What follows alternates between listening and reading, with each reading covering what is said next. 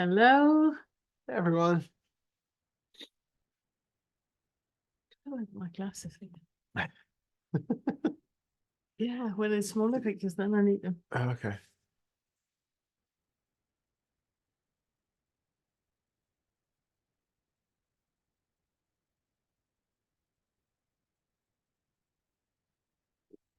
So good to see everyone. Wow, it's Yeah, I just added one more good time. for that. One more.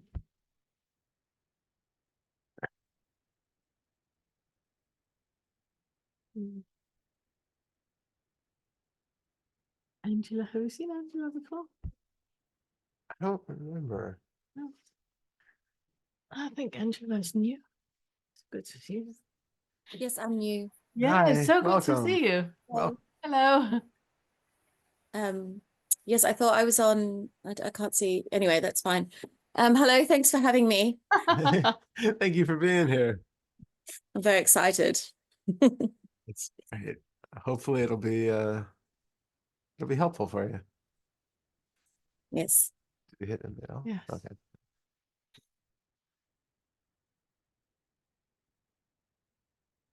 So nice to see. I'm really looking forward. Yeah.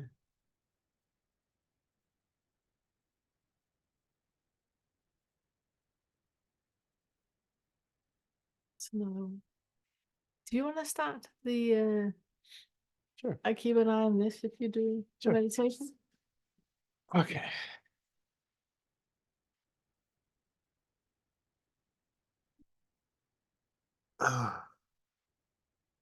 Gonna try to stay awake for the meditation. Well, you're the one leading, so I would prefer for you to. Otherwise, Could be a nice quiet sit. exactly. And Lovely. I just take over if you start to snore. Thank you. All right. Welcome everybody. So good to have you all here. Did we record? We are recording. Thank Got you. it. Thanks. So today we're gonna do a meditation to start with, that is about dissolving the boundaries of the body, and then also looking for what seems like there is a self anywhere in there. And even if you have been through the gate and seen through the self, it can still be useful to do this kind of exercise, because a lot of times we have very subtle ways of identifying that we basically become immune to, or we don't recognize that we're doing it. We go about our day just feeling like it's a normal thing, and yet there's some sort of identification that's happening in there. And so we have lots of different ways of tuning into the different parts of our experience to see where it is in this moment that we seem to be identifying. So hopefully this will be helpful for everybody, even if you have seen through self. Mm.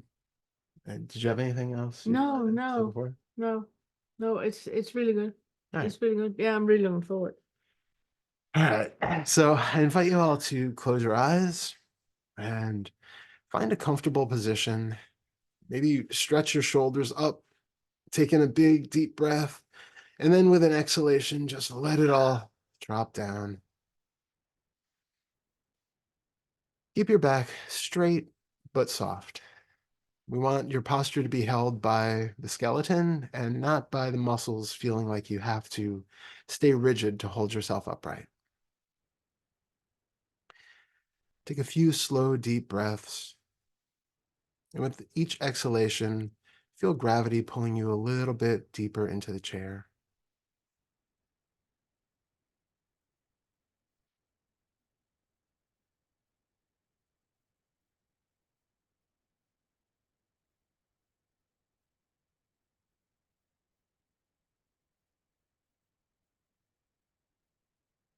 The first thing I would like you to do is to bring your attention to your hands and your arms.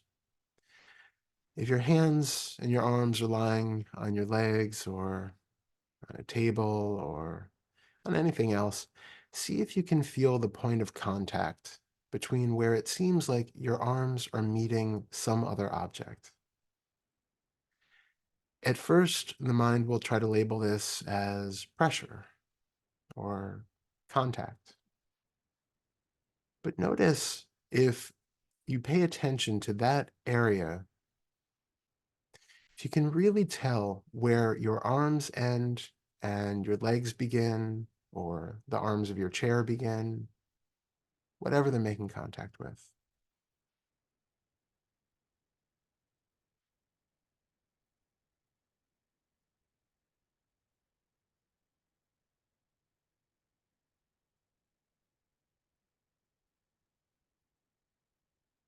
And while you're putting your attention on that area, notice if you have any images in your mind that show up that give you a picture of what your arms might look like in the posture that they're in right now. Take note if you can actually see an internal image of yourself sitting in this position right now. And just note that if your eyes are closed, any internal image that you have is just fantasy. It's not real. It's your mind's way of trying to make sense of the body's place in the world. So you can let those images be there, but you can also have a feeling of disinterest towards them, dismissing them, and just letting them be there without taking note of them in a way that makes it seem like there really is a body here.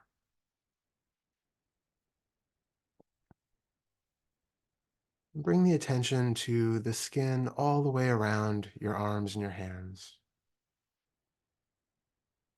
And just like we did with the pressure, note if you can feel where the skin seems to end and where the air or your clothing seem to begin.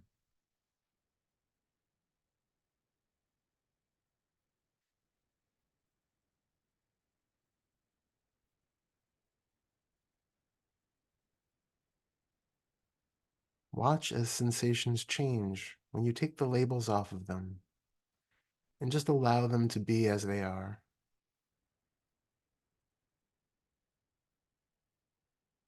Notice if they start to feel gauzy, a little less substantial, even a little difficult to locate in space. Is your arm really where you thought it was? Or are those sensations just appearing in some sort of a cloud?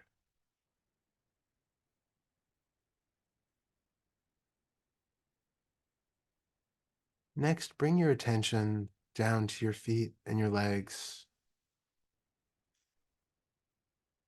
and your bottom pressing against your chair or your cushion.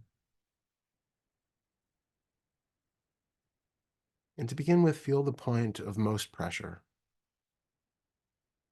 Feel where it seems to be the most substantial. And again, take off the label of pressure and see what is really there in your experience. Are you really feeling one object pressing against another?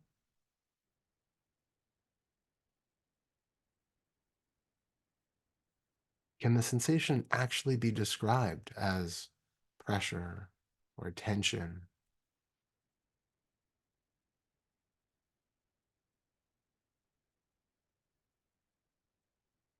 And again, notice how the longer you hold your attention on it, the more it changes, the less substantial it becomes, the less identifiable.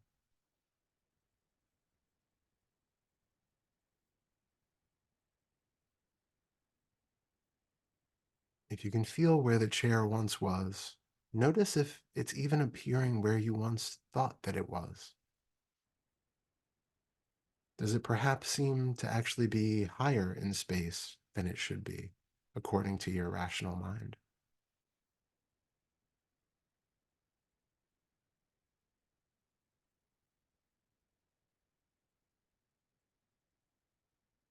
Now take in the totality of your legs and your feet and your bottom. And just like you did with your arms and your hands, Notice if there is any boundary between the skin and the air around it.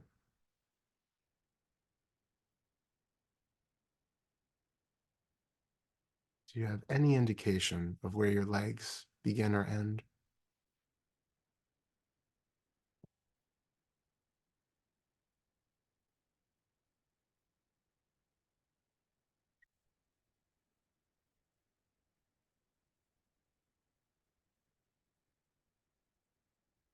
Now bring your attention to the torso in your chest. And if your back is leaning against the back of a chair, you can do the same thing as we did with your seat and with your arms. Feel the point of contact and remove the label of pressure. Remove any labels of tension or pain or discomfort that might arise on any of the sensations that you're finding. And with a feeling of curiosity,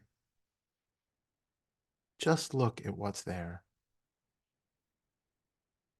See how these sensations really appear for you. Again, if you have images that show up that seem to indicate that you are still a body sitting in a certain position and that you are focusing on a certain part of your back or your belly or your chest, just let those images be, but recognize that they are not telling the truth about the situation. They're not describing the sensations that you are feeling. They're just a layer of thought.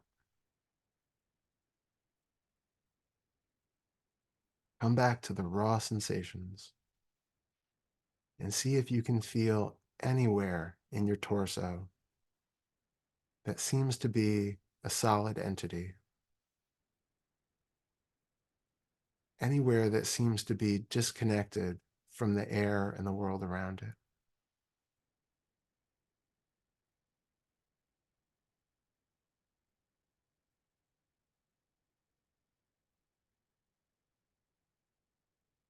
Lastly, bring your attention to your throat, your neck, and your head. Notice any points of pressure or tension, maybe muscle contractions, and just be with them. We don't need to label them as eye strain or jaw tension or a pain in my throat. Just recognize the pure sensation as it is. See if you have any indication with your eyes closed that you even have a head. This thing that we take to be the center of our experience. This place that so many of us consider to be me. The locus of all of our experience. With your eyes closed right now, can you even tell that this exists?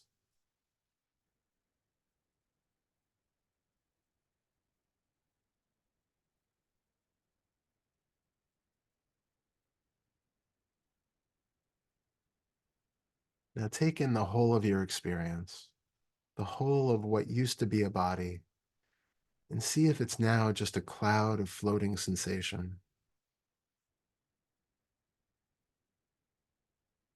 And see if you can recognize that that cloud of sensation is not even happening in one localized space.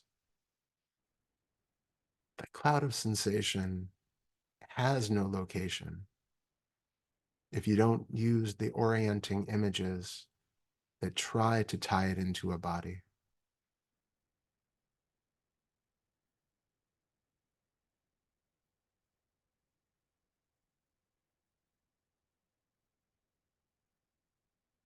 Recognize that there is no reason to bind your experience to the confines of what you take to be a body. You can't feel where the skin begins and ends. So for all you can tell, you are as big as the room that you are in. And with your eyes closed, how can you even tell that you're in a room?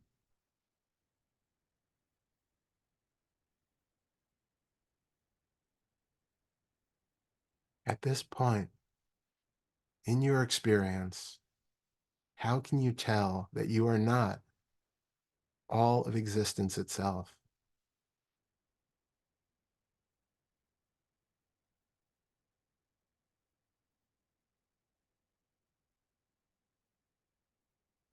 Is there any indication outside of thought that you are not all that exists?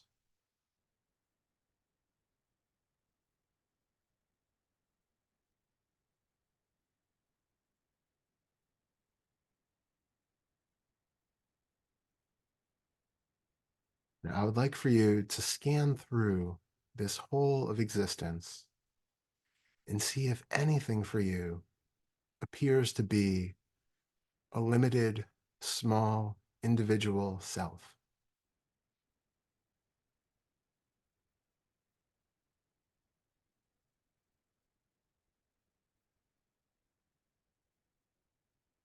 If an image appears, just recognize it for the image that it is. Again, closed eyes cannot see anything, so it's only a thought.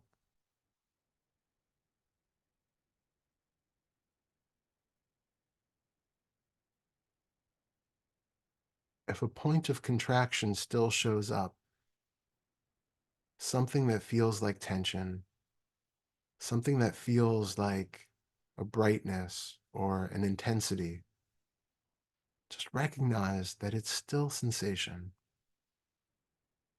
And see if there's anything about that sensation that screams out to you that it's a me.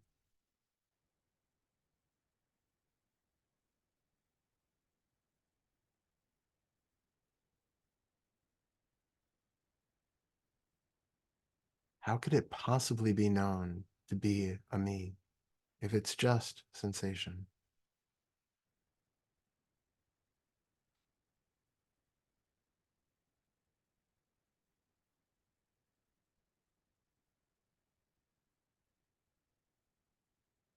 If it feels like there is still something that is aware, some knowing that's happening, recognize where in the experience that awareness is being felt.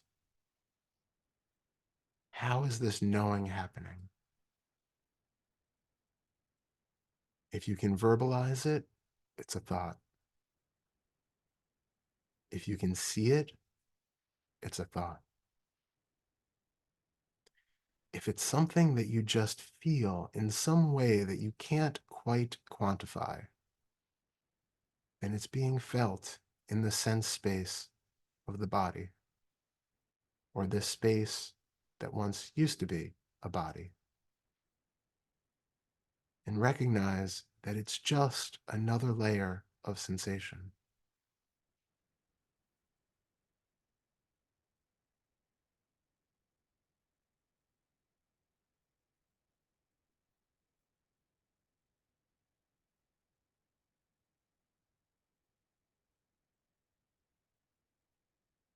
In our experience, what we take to be ourselves is nothing but a variety of images and thoughts and muscular contractions and motions in the body that all get taken together, and they're tied together in a way that creates this illusion of a self.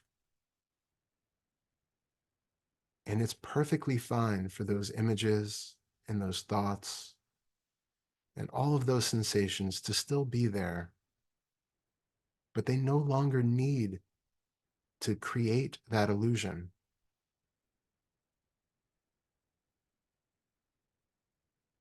You can have a perfectly empty space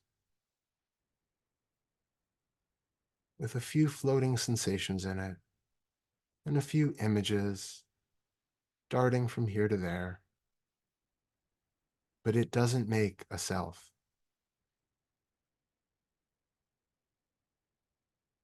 It only makes a continually changing experience, experienced by no one.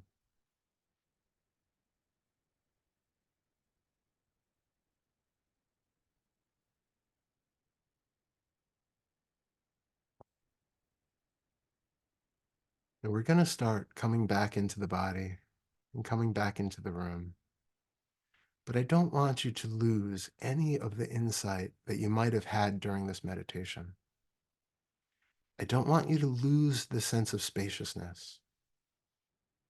I don't want you to lose the openness of the unbinding that might have happened. So as you start to feel the seat again on the chair and your feet again on the floor, notice that these two ways of existing can coexist. You can feel a sense of grounding. You can feel a sense of solidity and reality in a world where you can function, but you can still recognize that there is no boundary in your experience, and there is no boundary of who it is that you take yourself to be. Feel your arms again on your legs. Feel the weight coming back into the body, but still feel that awareness, that aliveness that seems to extend beyond what you took to be the formal boundaries of the body.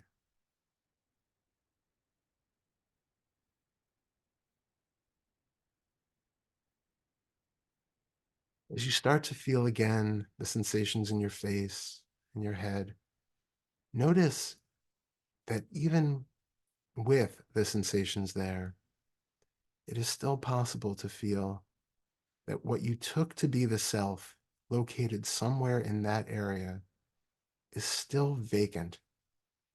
There is still nothing there but sensations and small muscle movements.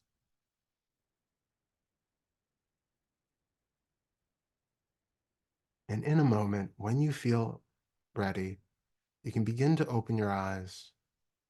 And I want you to notice as you start to open your eyes and let in a little bit of light, if it seems like a self is coming online, is there something about the visual experience which starts to orient you in a way that makes you feel like you are located in space again?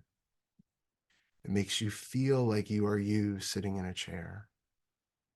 And I want you to be very aware of any changes that happen so that you can recognize the difference between when you are in an open, expanded state that seems to be lacking in any self, and then when you come back to a contracted state where all of a sudden that self seems to be recapitulated.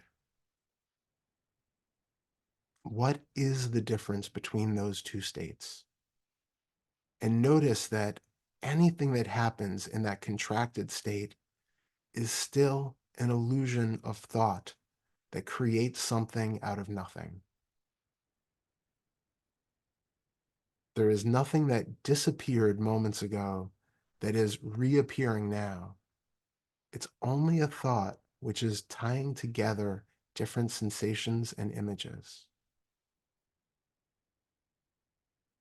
So slowly begin to open your eyes and see if you can maintain that same spacious openness of no self, even with the eyes fully open in the room.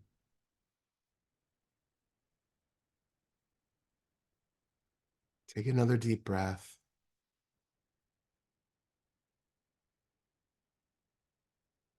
Thank you. That was wonderful. Thank you. That was really, really wonderful.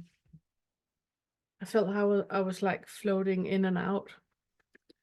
It's really another funny experience that went into that hypnagogia space where it's like it's not dreaming and it's not awake and it's very much, and then coming back and having that sensation of but coming back to what? Yeah. Yeah. To what? Yeah. Yeah. Really, really good. Thank you. Thank you. Loved it. Thanks, Dad. Oh.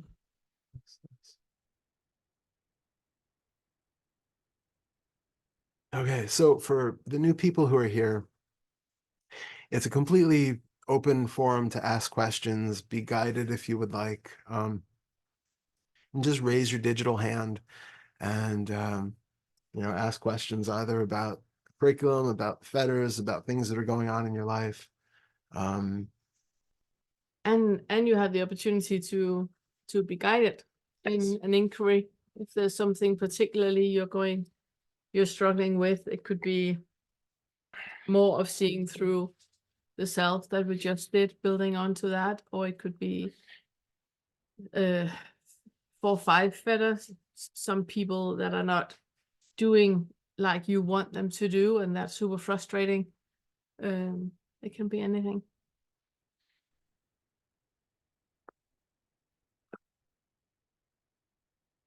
We're not good at tax returns, but I think that's about it. Otherwise, you can ask. Wait, no, also not good at pinning. Hold on. Still haven't quite gotten the knack yet. Yeah. Hi, Glenda. Glenda?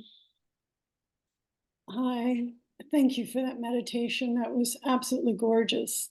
Yeah. Very powerful. And I noticed the sense of self when I opened my eyes didn't change. I had thought, my belief is that I'm caught in objects all around me. But I really noticed with this meditation that that's not the case. And so what's been coming up for me lately is just a tremendous amount of fear. But what I recognize with the fear, it doesn't matter what it is, what the situation is. It's all the same. I'm noticing it's the same thread. And last night, I mean, I could barely sleep. There was just something that got activated, and there's this horrendous fear here. And it seems to be in the solar plexus, chest, in the neck area. And I was trying to feel into it during the meditation, but it feels like concrete. Dang, yeah. And it's like there's a scream, like it doesn't want to be penetrated. Is this something that you've had for a long time? Oh yeah, no, this is big, yeah, and it's connected to seeing that all the fear that arises is coming from the same place. Mm-hmm. Yeah. Do you have trying to figure out how to start that question?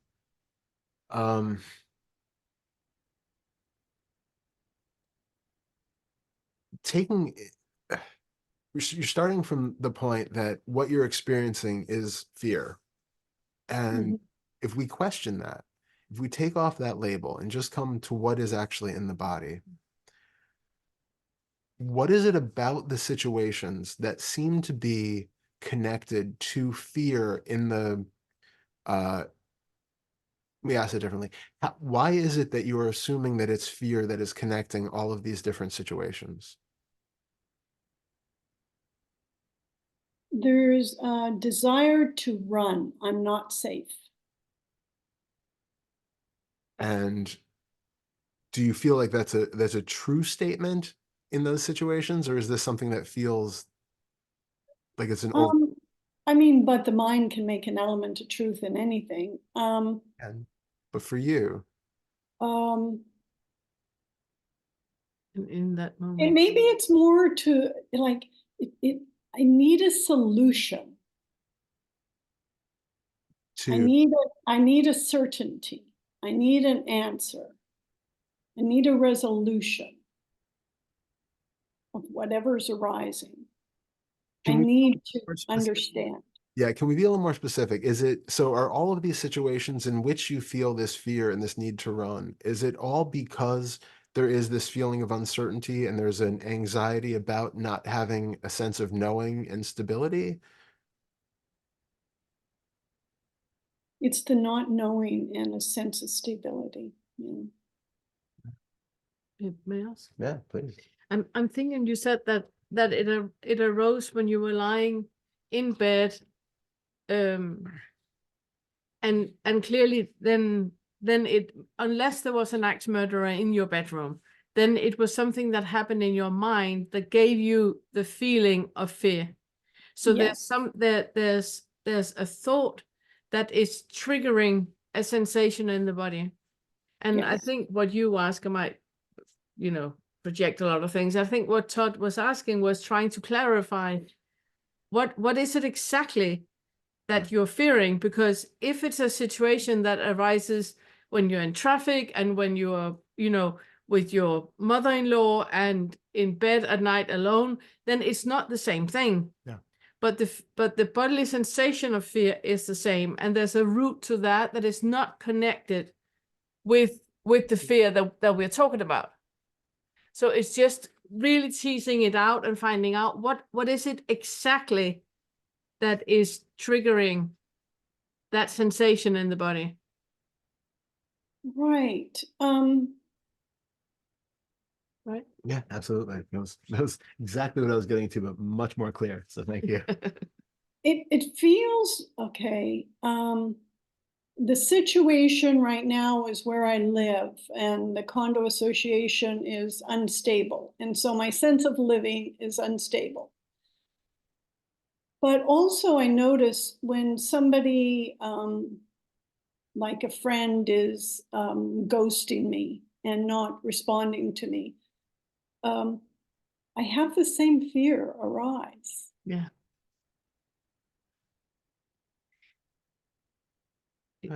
The situation with the condo that you live in now and the situation with that, do you see that it's a projection of the future because right now you are safe? Yes. So where's the similarity with that and the friend ghosting you? Because a friend is not ghosting you. A friend is just not contacting you when you want the friend to contact you. Right. So it's the same mind-created downward spiral, which is not connected to anything in real life. You're creating a scenario, and then you are creating a connection which is not there. Right. And those two things are fantasy that is just happening, but those two are happening, and what is happening in the body is another thing. And it's that body part that we're interested in, because the way that we see it is that something is arising in the body, and then you are attaching a thought to it. Right. So if you have a sensation of, I can't breathe, there's something in the solar plexus, there's something here, that is fear. Now I'm slowing down. But that is fear. What am I afraid? Ooh, my friend was ghosting me. Ooh, I'm not safe here in my condo. So those might not have anything to do with what is happening in the body. Those scenarios and those stories are just there to remind you of the flavor of fear. Yes. There's something in the body that needs to be looked at and held. And the flavor, the color or the genre is what you need to look at. And to know what that is, those two incidents come up where you feel powerless. Yes. So And it's exactly. it's about a feeling of powerlessness, fear in your powerlessness, that something is happening that is out of your reach. Yes. And that we can track back to its origin, and that is where the healing needs to happen. Okay, yeah, and I know where it comes back. It's like as a child in a very abusive family, I was always on, on edge, walking on glass, ready for the next thing to happen. Yeah. And that's what it feels like right now, that I haven't grown up, I haven't matured. And even though I hear the logic in what you're saying, and even though I went through this meditation and saw that it was just thought, Mm.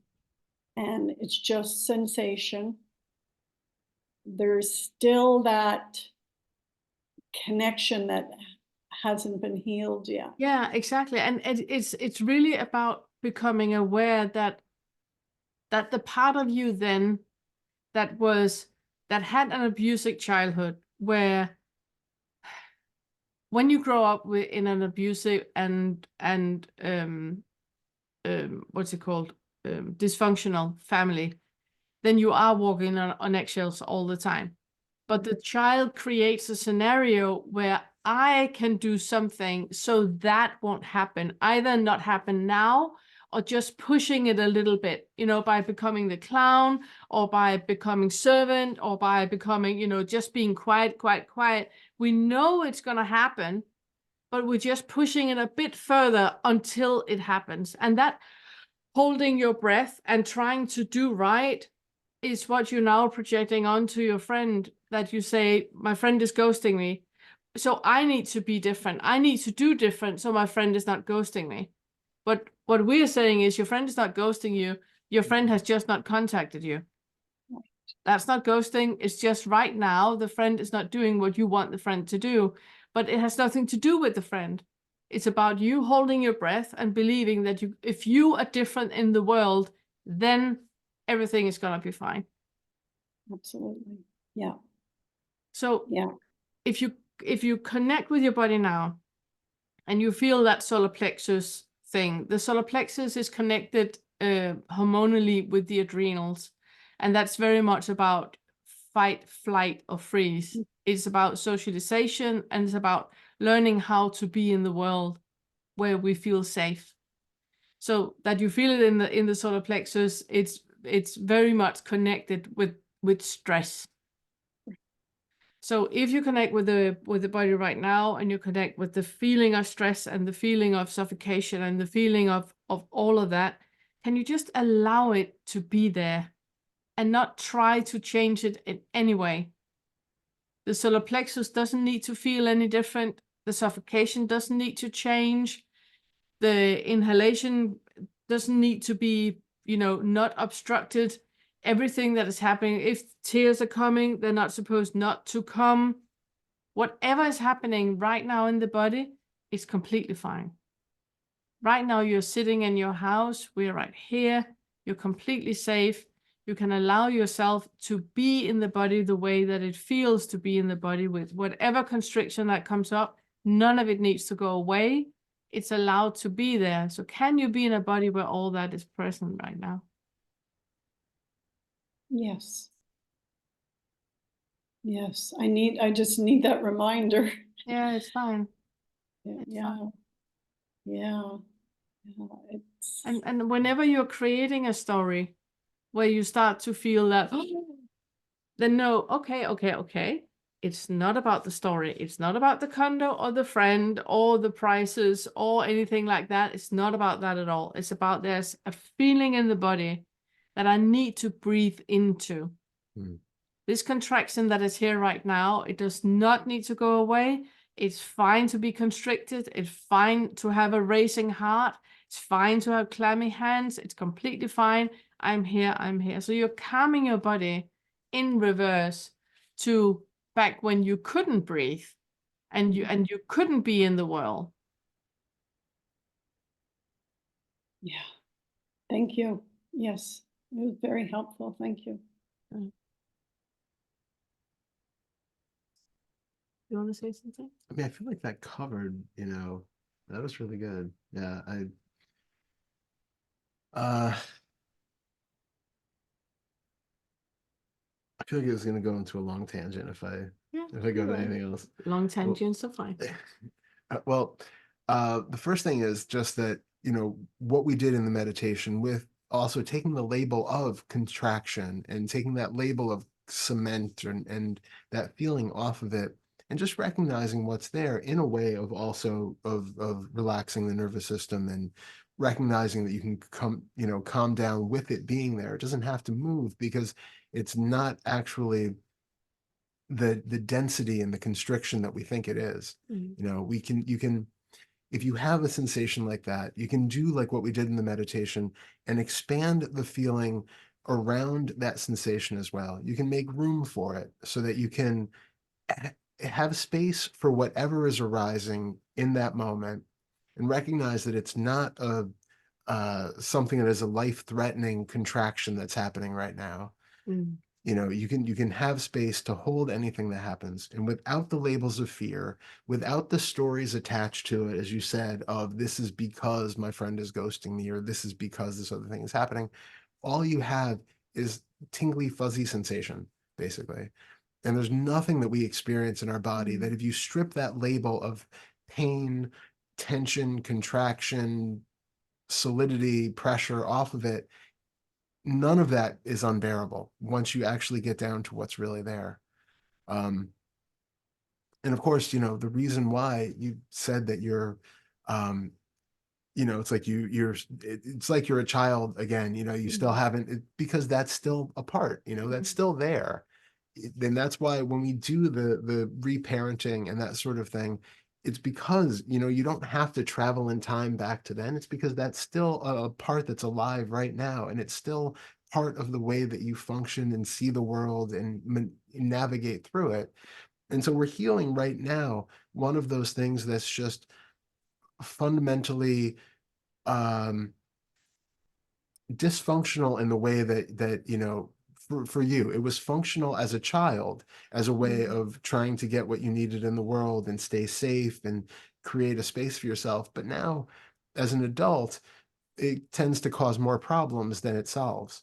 So now you can allow that part to relax, to heal, to be with it, to love it, because it is still here, but it doesn't need to do what it was once doing. It's also about the part that we tend to believe the thought. So we tend to identify with thought and believe the thought and believe a feeling and believe an emotion.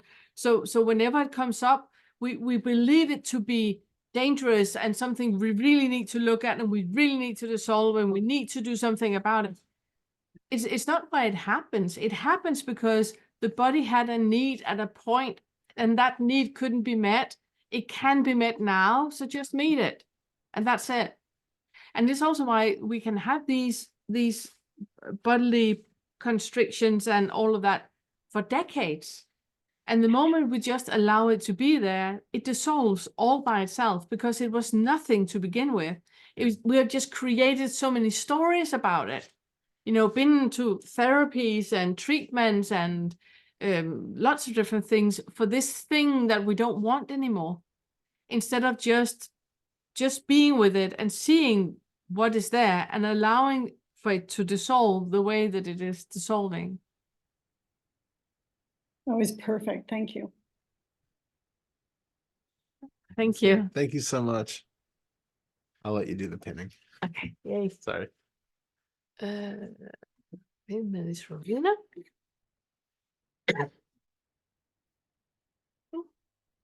Hi. Hello. So I got the flu on Christmas Day, Ah. and Stop. but of course I couldn't stop. I couldn't, you know, because of my caring for my husband and also the family. I couldn't stop. And anyway, it went away. Got better. There's a bit of a cough left, but it's sort of just brought back a wave of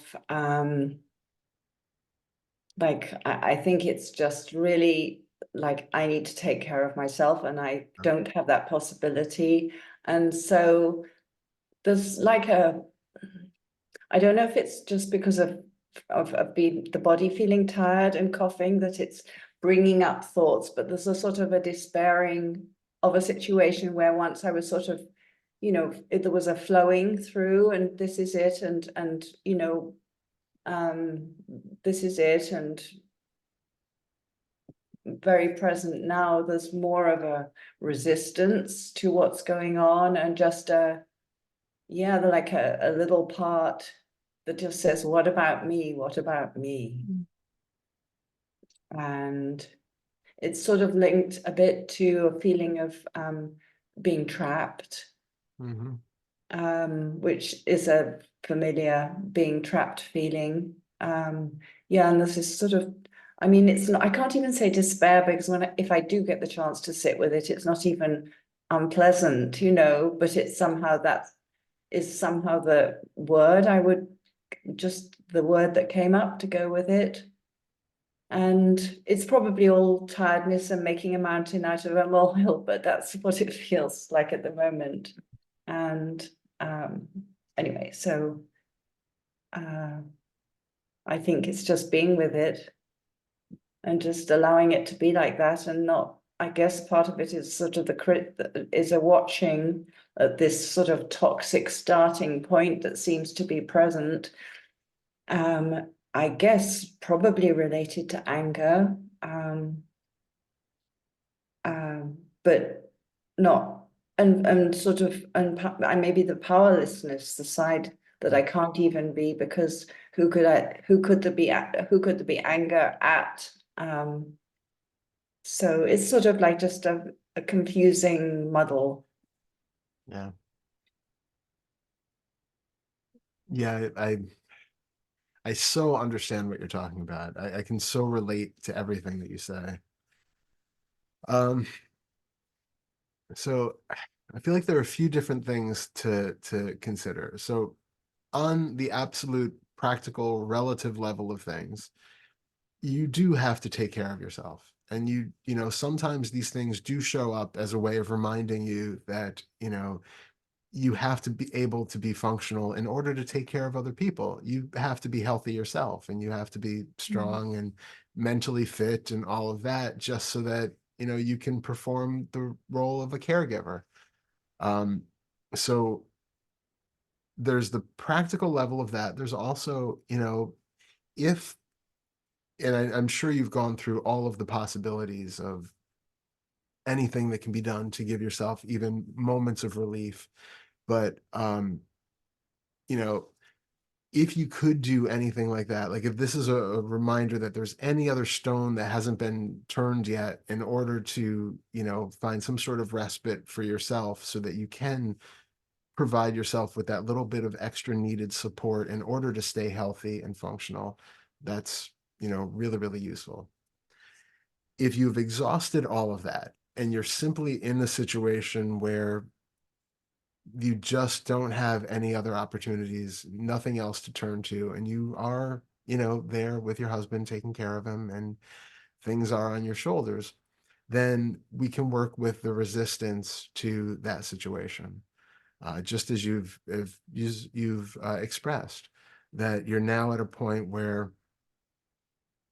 you know, you can feel the sort of anger to the situation come up, and it's not an anger to one person, it's just this anger at being trapped in that situation. It's like, if you see any image of any kind of animal that gets trapped in a situation, they don't, you know, for the most part, they're going to lash out, even if it's the most docile bunny of an animal. Is if you trap that in a situation, is gonna, you know, pounce at you or do something that seems to be a defensive reaction. And so that anger is coming from that same place. It's that self-preservation, because you just feel utterly trapped in a situation that you don't want to be in. We've talked about in the past, excuse me, about it just being moment by moment, and not allowing it to swirl into stories about the coming months and years and all of that, and just recognizing in this moment that you have the freedom to be on this call right now. You know, in this moment, you have all the time that you need for yourself right now, that you can have a cup of tea, You can take a break. You can eat something. You know, it's even though I'm not downplaying what you do at all by any means, but recognizing that a lot of times we will take those moments that we have and we will really put them out of our minds as though they don't exist, so that we feel like 24 hours a day, the entire time I am on duty. And even if that's the case where, because it feels like there's a certain stressful element, because you know you can't just pop out to the store right now or go see a movie or something, we still discount the fact that in this moment, you actually have a moment just to yourself. You have a moment where you're talking to us just about you right now, and this is your time, and this is your moment. And remembering that these things happen can also be just psychologically more healing and freeing, because we're not being locked into that same thought that it's never about me ever, and those sort of downward spirals that happen. May Yeah. sorry, Yeah, you no. got more to say. I do, but it's okay. Yeah, Okay. and I just want to point out the bracket again, that what Todd says, that right now you are sitting here and you have a cup of tea and you are relaxed, and this is Rowena time right now. But the feeling that comes up of being a trapped bunny in a corner, that comes up because there's something that needs to be acknowledged. There's something that needs to be held and be compassionate towards. So even though you have your Rowena time right now, then when the feeling comes up and you do feel trapped, then have that compassion towards it. I do understand why you feel trapped. It's completely okay. You know, this is not what neither of you planned for. And so allowing for that feeling to come up and be there, then it's much easier to enjoy when he's asleep or you're sitting here, or you have like 5 minutes of just Rowena time to stand and look at the rain, or because it's not like grasping for that alone time, because you don't really have the need. You are acknowledging that it is hard, and that you do feel trapped. And when anger arises, it's like Todd says, you're just a docile bunny in a corner. You know, it's not something that you need to go to therapy for. It's just completely understandable that it happens, and then just have compassion with that. Yeah, thank you. Yeah, And you wanted to say. yeah, well, one of the things, what I used to find really helped me when I was in that situation is anytime that I couldn't do something that I wanted to do or had that feeling of being trapped, it was a good reminder to look into, in this moment, what feels like there is a me here who is trapped in this situation. And it would be a pointer for inquiry where, again, if you have that feeling that my needs are being set aside and I really don't want to be doing this right now and I really feel trapped, it's one of those quick moments to look into what actually feels like a me right here now. Because there's an idea that on the like fourth and fifth Fetter level, there's the idea that something could be different than it is right now. And you're saying right now isn't good enough because I want to be able to go out and go on a vacation. I want to be able to do something else. I want to not have this stress hanging over me of him needing me in 5 minutes. But that's not happening. And we then can look at, what is it about this situation that is making me have the idea that my fantasy is even a possibility? You know, because we're taking that idea that might have happened, looking at the reality, and then comparing the two and saying, this isn't as good as my fantasy. Well, of course it's not. You know, we can't have that. So it's coming back to the reality now. And while you're in the moment now that seems unsatisfactory at the moment, looking into what in your experience is it that is, without relying on thought to pull you into thoughts about what could be or thoughts about what might happen and all of that, just in the moment, even when you're, you know, emptying a commode or, you know, like the worst part of the job that you do, even in that moment, looking into your experience in the body and where is this Rowena who has has any sort of wish for this to be different. Where is the one who is experiencing this in a way that seems like it's an imposition and like it's a contraction? Can it be just this functioning of experience? Right now, there's no Rowena emptying a bedpan.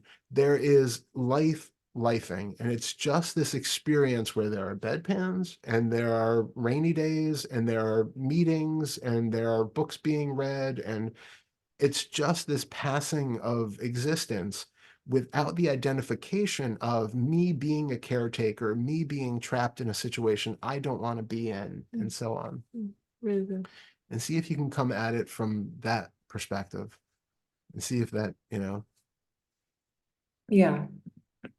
Thanks a lot. Well, there's lots of little really helpful pointers to just sort of break up the mindset that sort of appeared, because it wasn't like that at all before. But I think it just shows that there's more stuff to process. So, and again, my heart goes out to you. I know exactly what it's like, and I know how difficult it is. And so this is just, from experience of what helped me get through it. And hoping, thank you both. Thank you It's so good much. to see you.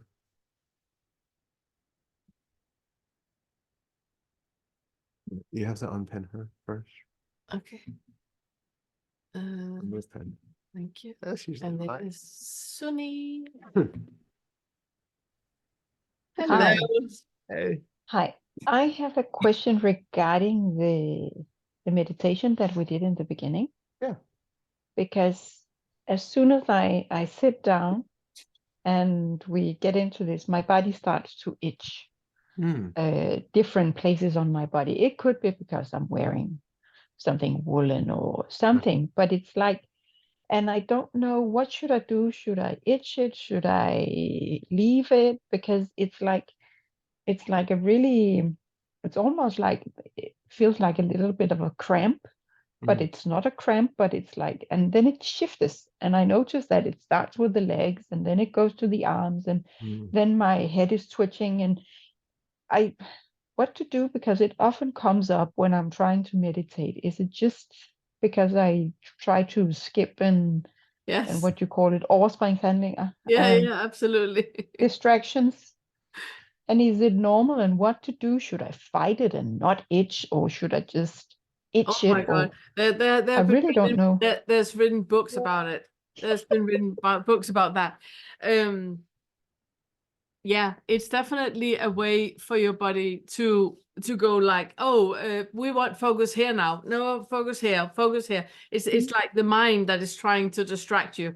Just like you can get in a thought, oh, I need to buy coffee. Oh, by the way, tomorrow I should. What was it she said today at work? It's just mind noise that is trying to do it. In some Buddhist traditions, you are fighting it by ignoring it. In other traditions, you are trying to look into the feeling and the sensation and kind of like the root cause of it. I think in our tradition, scratch it. Well, I would say two things to that, because I agree with all of that.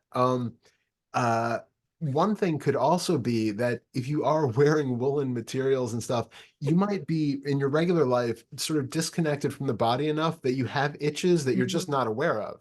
And as soon as you settle down and feel into the body for a moment, all of a sudden you feel all of the sensations that just flew right under the radar that you just didn't even notice.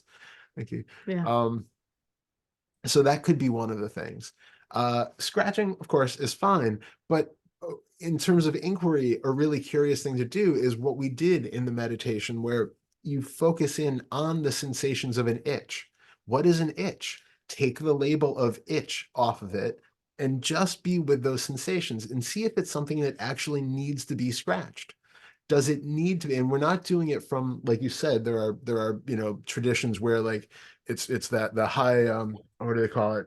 Not endurance sitting, but it's like you sit for like an hour, and like if you have a bee on your nose, you do not move. It's like Yeah, that- and also you sit yourself in positions that are painful yeah. for you to, really just power through it and feel into the weakness and the strength and all of that. But I'm not suggesting that. What I'm No. suggesting is if you actually look at pain or itching and recognize what it is without the label, because most of what we feel for as pain and even in terms of itching is a resistance to it. We don't want it to be there. And so we have this idea that it's this much bigger thing than it really is, and that we have to do something about it. And if we don't do something about it, we're going to go out of our freaking mind because, you know, it's just the biggest itch in the world.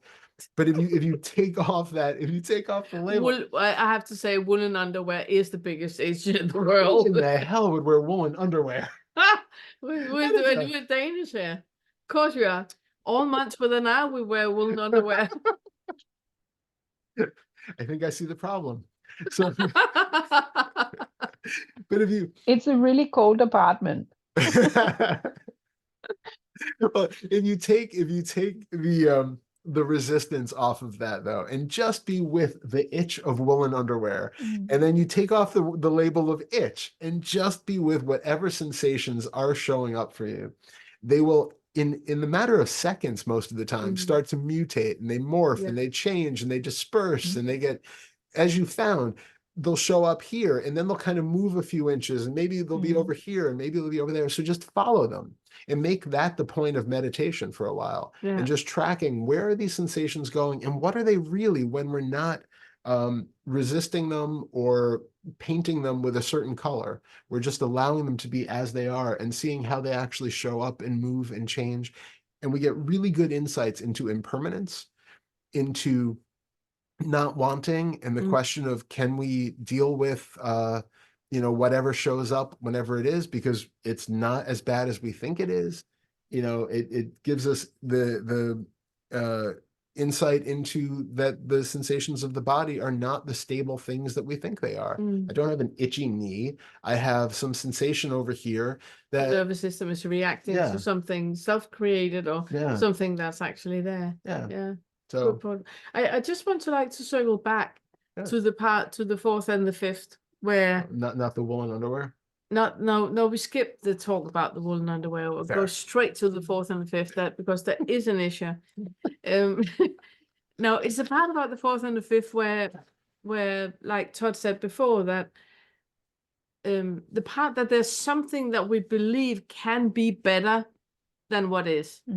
That my meditation will be better if it doesn't itch. And if I just scratch this itch, now it's better. But you know that if you scratch it, it takes a moment and then there's just something else. I'm thirsty.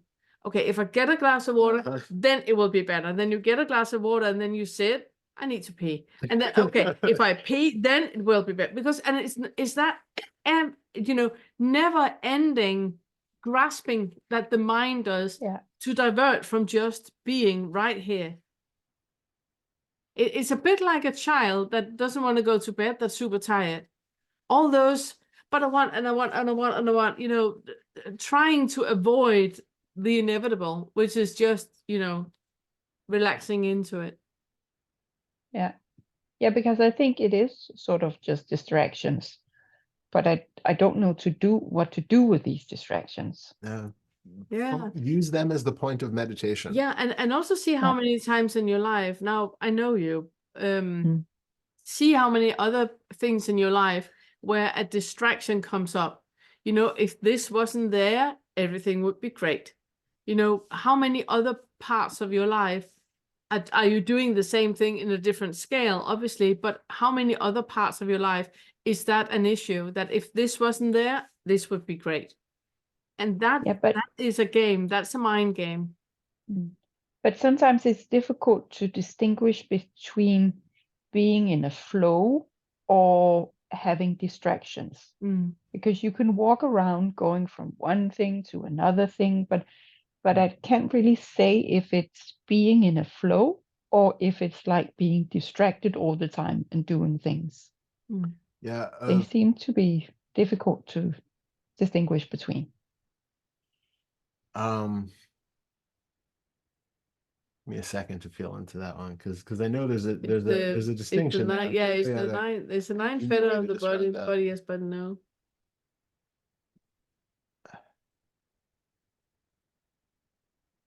Maybe it has to do with sort of the feeling that you have at the same time. Do you feel like it's sort of okay, or do you feel like constantly, I need to?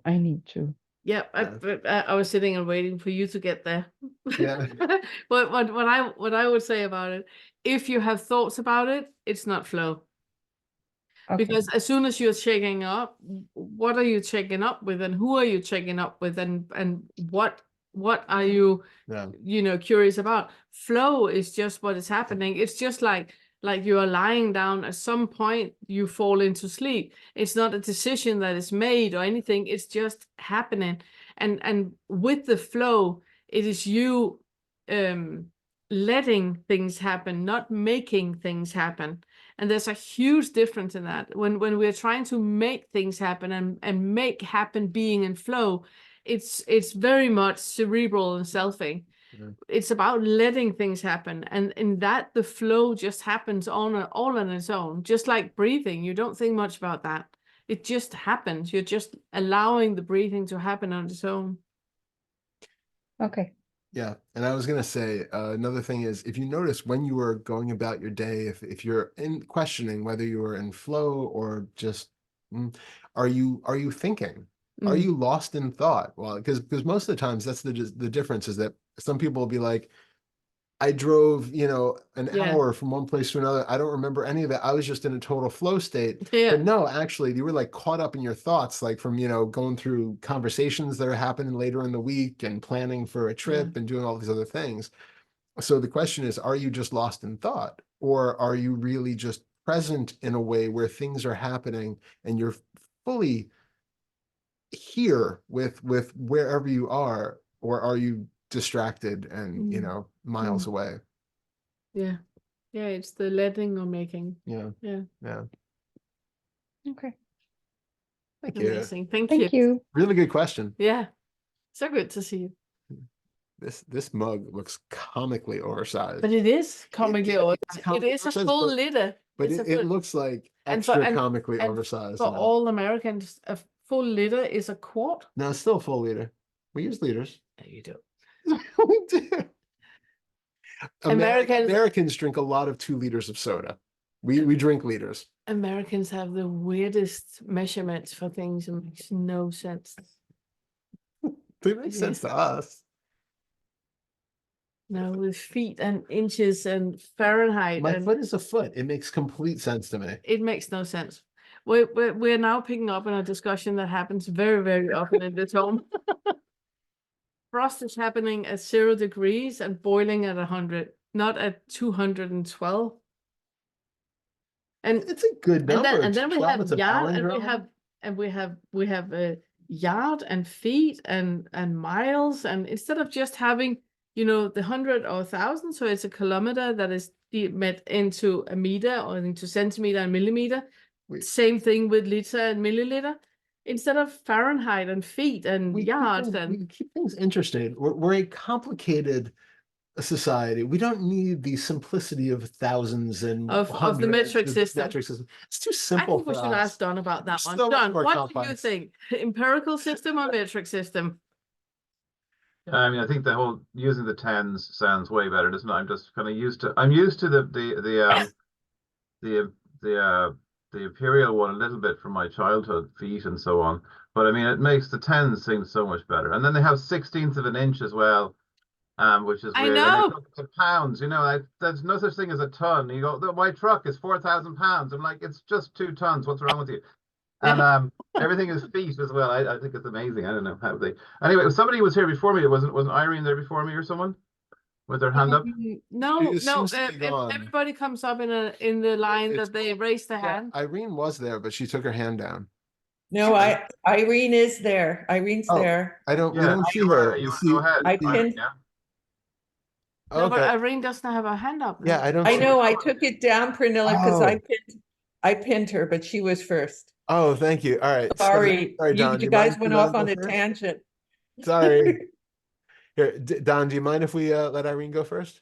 Oh no, totally. No, she was before me. Thank Yep. you for your input. Thank you. That was really important. That was very important.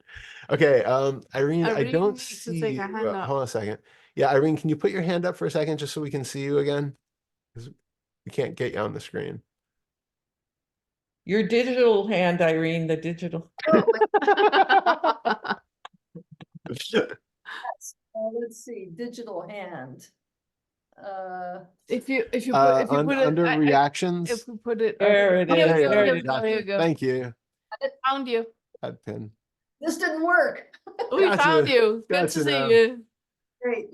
Thanks. Good to see you both. And just first and foremost, just lots of gratitude to you for this teaching, for the Fetters that, I mean, I've recognized how, even though I've had an awakening 50 years ago, that I was not in my body and have not been in my body. And this being in the body has just been transformative. Yeah. Yeah. body. Thank you. Really good. Awakening. Thank you. So I just wanted to share that a couple of things. One is that there's been tremendous opening and liberation as a result of seeing how innocent we are, how innocent the self-structure is, the egoic structure. I recognize that I had been making it wrong, that it was somehow bad, and it's not. It's just what happens. And in that, there's been tremendous insight into the innocence, not only here, but in all beings and in creation itself. And I had always thought about our true essence is, you know, if I were to put words to it, I would put it's peaceful, it's joyful, it's grateful, but I would add now it's innocent. And I was at Costco and I saw these this mother with her two children, two boys, one was about 7, one was 5, and the 7-year-old was hitting the 5-year-old, and the mother went over and started hitting the 7-year-old, saying, "I told you not to do that." And of course, immediately what arose was, you know, kind of the humor of doing to your child exactly what you're telling your child not to do. But right at the moment where she was grabbing him and she was threatening him that he wasn't going to get a hot dog, he looked over at me, and it was a haunting look. And I walked away. I was with my husband, and we walked away, and I said, I'm not sure what right action is in this moment, but I just felt a lot of compassion, especially for the little boy, although it didn't go unnoticed that, you know, the mother was so wounded as well. I was taking a walk a day or two later in the woods and with a friend, and I stopped to hug a tree. And as I was hugging the tree, sadness arose. And I wept a little bit and then thanked the tree and continued walking. And my friend said, "Care to share?"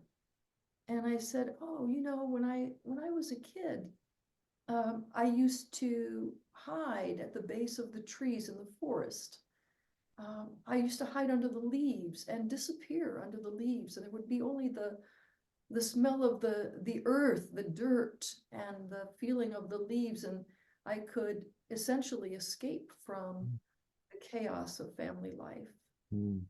And we continued walking, and we got to this creek, and the haunting image of this boy's face arose, and I just started weeping.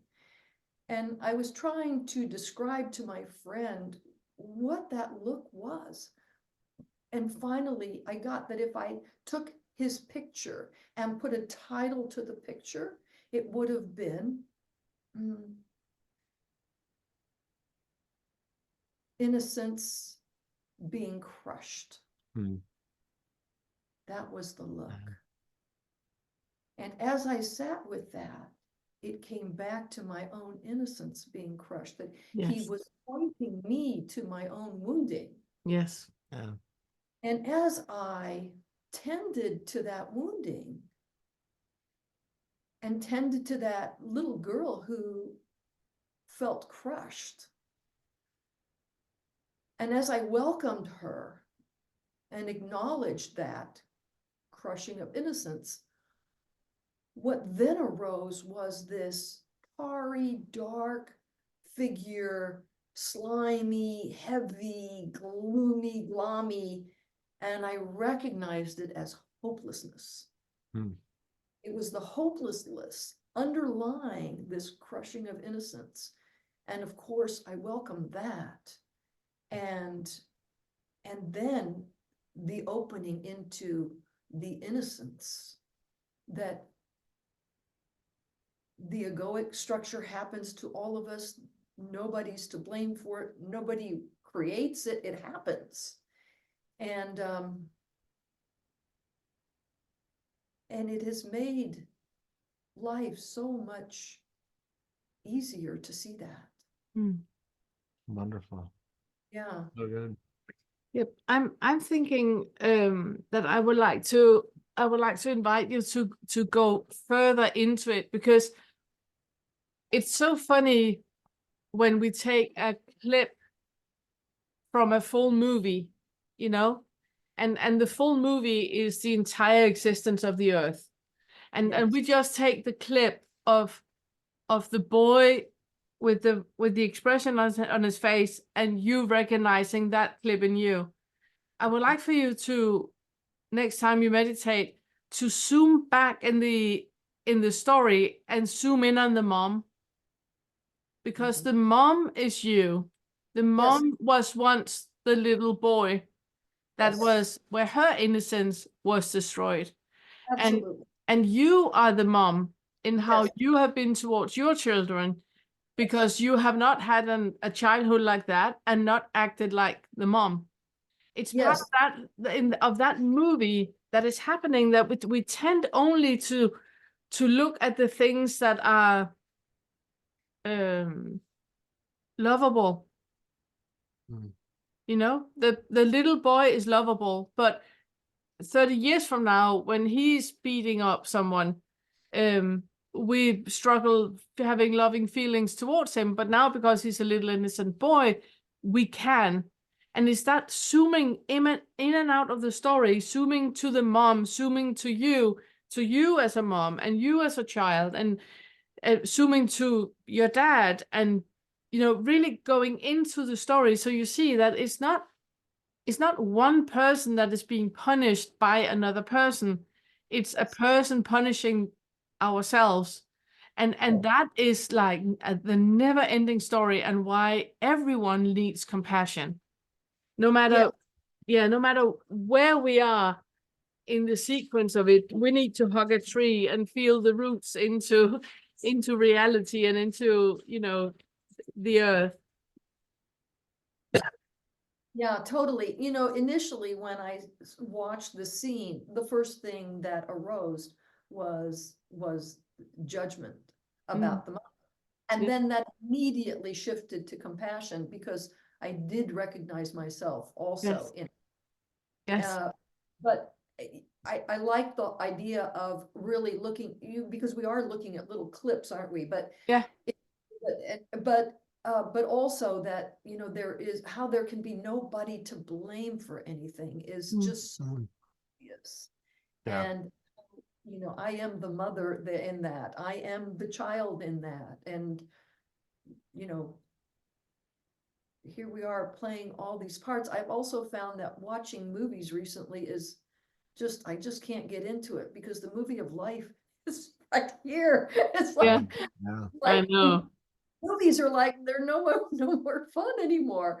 It's like, you know, why do we even make movies? Because look at this movie here of life. Anyway, at the same time that all of that is going on, there's also this recognition starting to really take seed of that we really didn't go anywhere, that nothing really happened, that you know, it's just so poignant, all of it, so mysterious and poignant, and so Thank you. For And I'm also, just for anybody else who's sitting and listening, I'm also just want whoever needs to hear this, I want you to pause at the point where the little boy is punished and the punishment is food. That if you don't behave, you won't get the food that you like. And then when he becomes an adult and he's stuffing his face with hot dogs, and he goes like, I have no idea what it is about hot dogs. It's just, it's such comforting food, and I feel so good when I eat it. And he has no idea why. That is the things that we can be in therapy about for decades, and we never, ever, ever find out why. But that experience happening right there. Why is that up? I don't know. That's weird. Click start summary. Should be there now. Okay, it says it's on. Yeah. That's weird. Yeah. Technological. Yeah. That's brilliant. Thank you so much. Yeah. Thank you for sharing that. Yeah. Really, really nice. Now it's done. Clever done. Let's see. Remove pin and done. Here. Add pin. There we go. Hello, my friend. Thank you. Hello.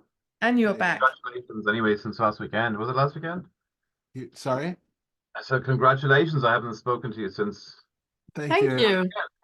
It was nice to, no, it was exciting. It was fun. I'm sorry you had COVID. I had COVID for Christmas, but you had it for that. So we had it for that too. Yeah. Yeah, we had we had the flu. The flu for Christmas, and COVID, and the flu for. I had COVID and the flu for Christmas, and I had the flu for Christmas, and then COVID and the flu for the wedding. Varied it up a little bit. Yes. There you go. We were standing and saving, all the congratulations cards and all of that. And then we were looking at the COVID test and we were like, should we save that too? It kind of goes in the same. Funny. Kind of funny. Yeah, I think I think I asked this question before, and I'm pretty sure. And I think Pernille, you gave me a very long answer and very detailed response last time, and I'm pretty sure I watched the video, and I'm pretty sure I've forgotten everything. And there we go. And just when you were talking to Glenda, and it comes up all the time during my life, this thing of reparenting. I always think it sounds really dumb, but I don't know how to do that. Even with the help of a therapist, I cannot. I just feel like I'm the inner child all day long. And I guess I think during some of last year, I felt there was some presence. I can kind of connect with the non-dual thing, and I could watch Angelo for some hours, and then I'd go, okay, I can sit with what's happening now. Recently, I've been a bit overwhelmed by things, and I don't know how to sit with stuff. There's so many thoughts that I'm believing about my life being a disaster, and there's so many feelings and emotions. I even have a basin on my bed because I feel so nauseous. I'm so afraid of so much stuff going on. I'm like, how do I sit with this stuff? It's too much. I don't know what to do. So that's what I'm trying to do, and I'm kind of going, it seems the quick way one of you said, oh, you can do it now, you're the parent, you can reparent.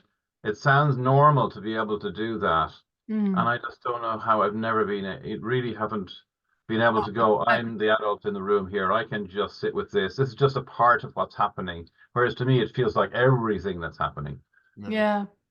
It is a huge issue for a lot of us that we have never had the parents that we're now trying to figure out how to wing it, and really not sure how to do that because there's been no role models to look at on how to do it. I think if you let go of the thought of reparenting, because that's not gonna happen. That ship has sailed. That's not gonna happen. So don't go into that. Instead, just stay with whatever is happening. That when you're nauseated, you go like, it's okay to be nauseated. I'm getting a pan now, and in case I vomit, I have the pan. So I'm sorted. And then if any more thoughts come up about, but what if, and then, and all of that, which can happen with the thought going like that, just hang on, slow down. Back to what are you feeling right now in the body? I'm nauseated. Okay. Can we stay with that just for a minute? And really, you're much better at that than I am, but really going into the thought Do you want to do that? Yeah. Yeah, off you go. Yeah, thank you. I keep feeling, I'll just quickly interject. I keep feeling like my mind can't stop saying something like, I need to be doing something here. I need to be understanding something. I need to be changing something. Just sitting here feeling shit can't be all I'm doing. There must be some figuring out or changing that's being done here. That's what, yeah. So an interesting thing is, because I'm one of those people that also came from a very cerebral sort of way of approaching all of this. And it's very hard to get out of that mindset that thoughts are going to fix this. I have to figure something out. I have to learn something. I have to get something that I don't have. And no matter how many times people tell you that it's not that, it can take a long time for it to really sink in. So I'm going to tell you once again, it's not that. That did it. That did it. That was the one. Thank Yay. you. Woo. No, but but really what it is it's noticing what is there, and instead of coming at it from the intellectual standpoint that I need to figure something out, it's looking into what is actually present in the moment, which is not what you want it to be in terms of awakening, right? So you have an idea in your mind of what being awake looks like, I'm assuming, right? So what would you say to that? An idea in my, oh, I see. The idea, I guess the idea, if there is one, is not being persuaded by the thoughts to get distracted repeatedly and feeling that the feelings are about me and everything's about me all the time. Yeah. It's being present, which sometimes slightly happens. There's a sort of a space, and I go, could I just stay here, please? And not just keep believing these stories are about me, and it's so important to worry about my problems all day. So I think awakening must be not worrying about my problems all day, and that's the best I have for it. But I worry about my problems all day instead. Yeah. So, okay. So yes, the thoughts themselves are not the issue though. You can still be perfectly awake and have thoughts that go on about this character, worrying about the life of this character. As you so astutely pointed out, the issue is the believing in them and the treating them as if they are really talking about this very real you who needs to be taken care of and, who needs to have everything sorted out. There are a couple things. So have you done the sort of exercise where you look to see what your next thought is going to be? Have you ever tried that? Yeah. Normally, there seems like a torrent of all kinds of mixed up thoughts and half believed and half beliefs and feelings and stuff going on. Every now and then, it feels like I can see the next thought. The idea of somebody was talking about the gap between thoughts the other day. I'm like, what? There's a gap between your thoughts? What? Wow. But yeah, sometimes there's enough of a gap, and I go, I can wait for the next one, and I can grit my teeth in order not to get distracted from it. Yeah. Well, if you sit for a moment right now and you ask yourself, what is my next thought going to be? And stay vigilant and see because right now you have no idea what that next thought is going to be, right? Yeah. It could be a kangaroo riding a unicycle, right? You have no idea what that next thought is going to be. It's going to be just as much of a shock to you as it is to all of us. Because you're not the one thinking it. You might have a thought that seems familiar because we tend to have these very repetitive thoughts that happen all the time. So then it's like, okay, well, of course I'm thinking about finances again because that's something I worry about 23 hours of the day, and so of course it's another finance thought, but you don't know before it shows up that it is going to be a finance thought. No. What I find just in this moment, if I could say, is that even when you said you don't know what the next thought was going to be, it felt like there was 3 or 4 thoughts already that I only barely saw, and I felt I reacted to them, but I don't know what they are. And so the next explicit thought is going to be, I don't even know what I'm thinking. I think there's stuff going on here that I'm reacting to and feeling like I believe in, and I can't even see them. That will be my next explicit thought. And then the next one after that will be, you're failing again at and looking for the next thought. But that would often feels like it's happening, and I don't know. Yeah. Well, I like that you call it the explicit thought versus the other ones, because we do have these kind of different layers of thought that happen, and there is the kind of large, as you call it, explicit thoughts that seems like it's in our voice a lot of the time. It sounds like it's really us who's thinking these thoughts, that they're pertaining to us. And then underneath that, what a lot of people don't even notice because it's happening like all the time, is this stream of just random thoughts and images and stuff that is happening. And you're right that a lot of times those things are under the surface, creating bodily sensations and emotions and things that we're not even aware of consciously. And it's like you're going about your life, and all of a sudden you have this weird feeling of something like when you were 15, and it's like, whoa, where did that come from? Why did this?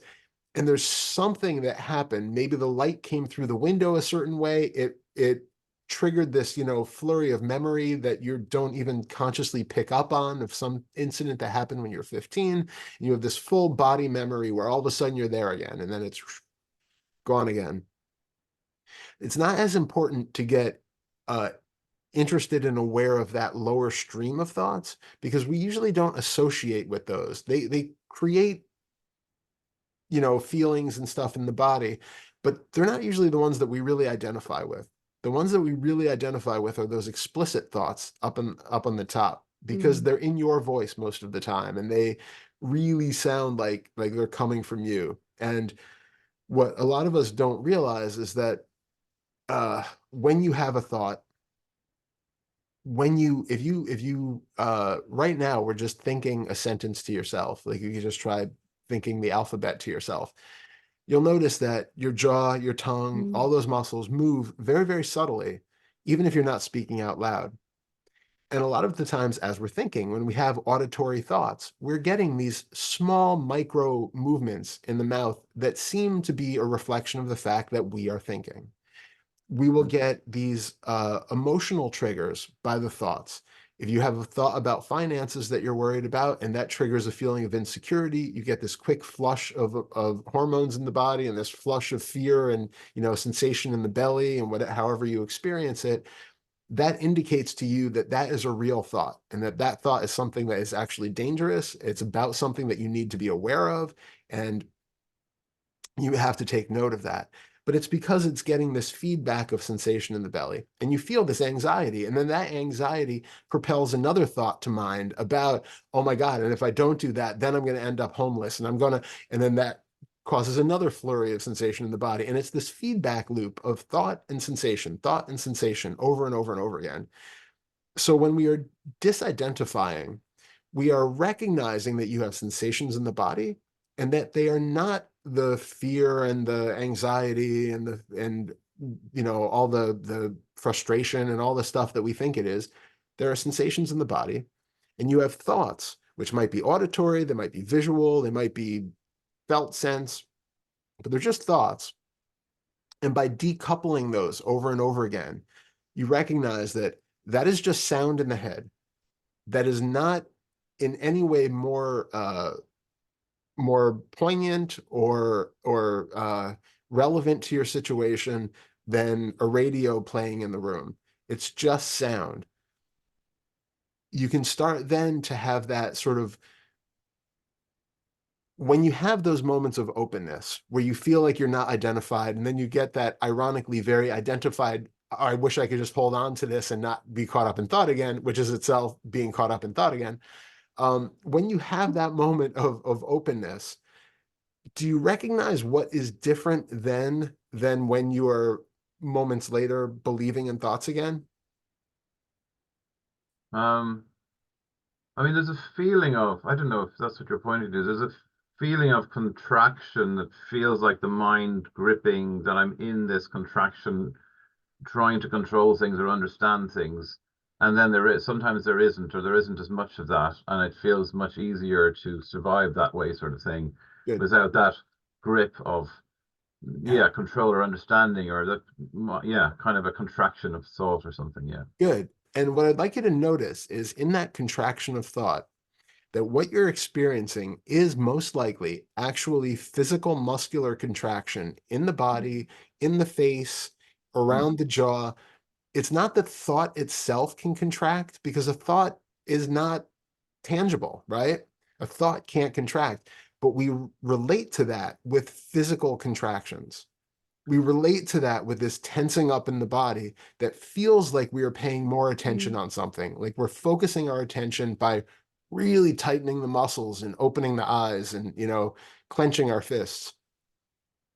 But in that moment when that happens, parse out, there's physical sensation here. There's physical contraction in the muscles.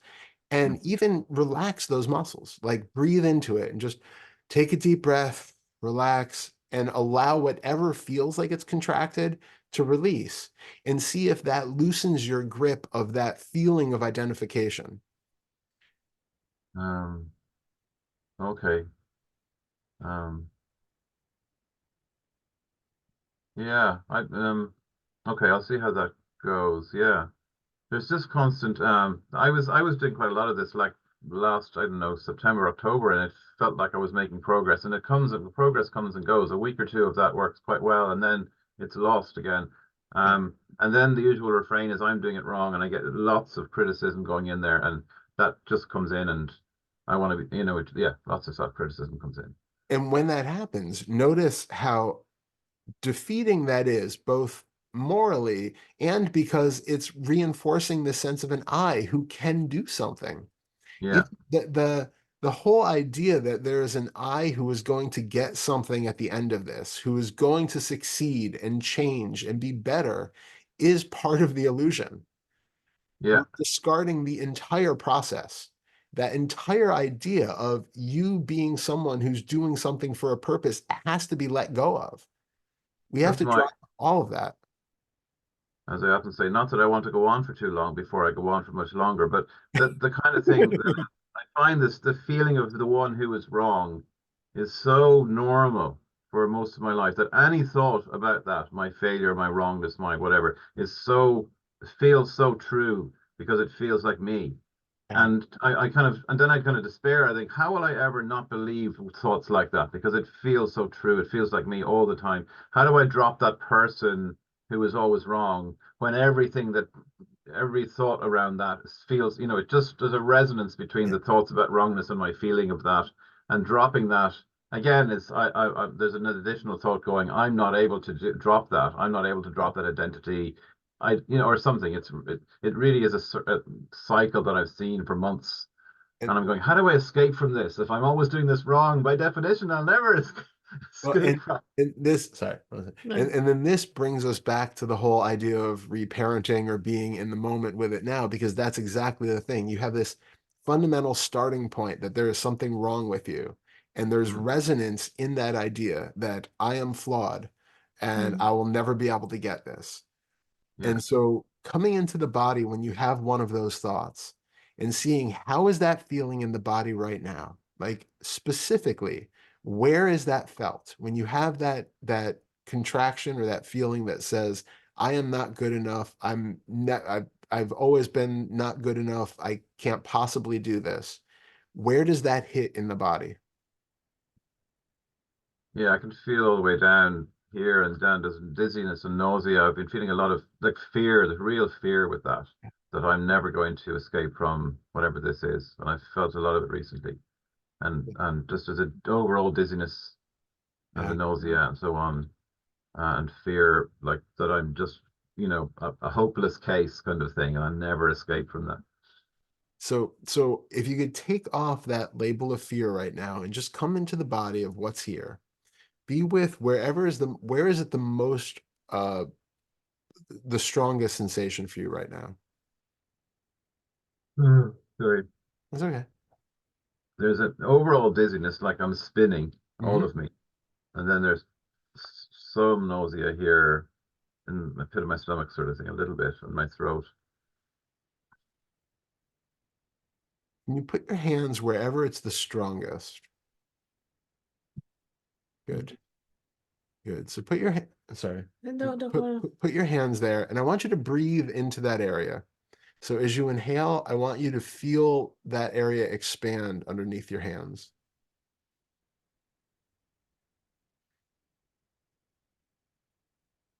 And I want you to be open to anything that shows up.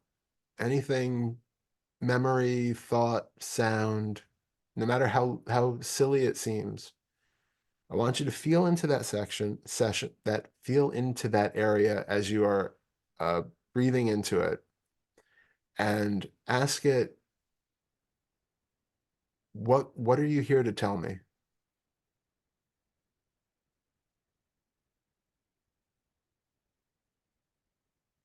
You can feel what feels like a kind of a thought-like resistance going, I'm not going to let you feel whatever that is. But It's okay. that's sometimes true. Yeah, it's okay. We have a lot of ways of diverting from these things.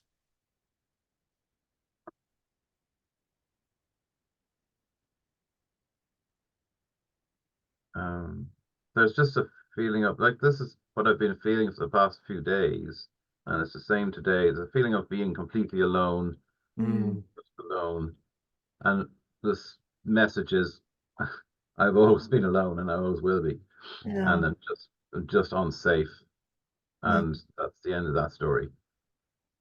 Okay. So keep feeling into that area and keep breathing into it. And when we talk about reparenting, it's not necessarily that you have to imagine yourself as the child. But right now, I want you to have love and compassion for that feeling that's there. Because that feeling is a reflection of this aloneness that's always been there. And it's been trying to keep you from having to feel that aloneness. It's a deflection out of the body, into your thoughts. Don't be present now, just be someplace else. But now we're able to be here with it because you're not alone and you have your own back. So keep breathing into it and feel the love towards that you would feel towards an alone little child.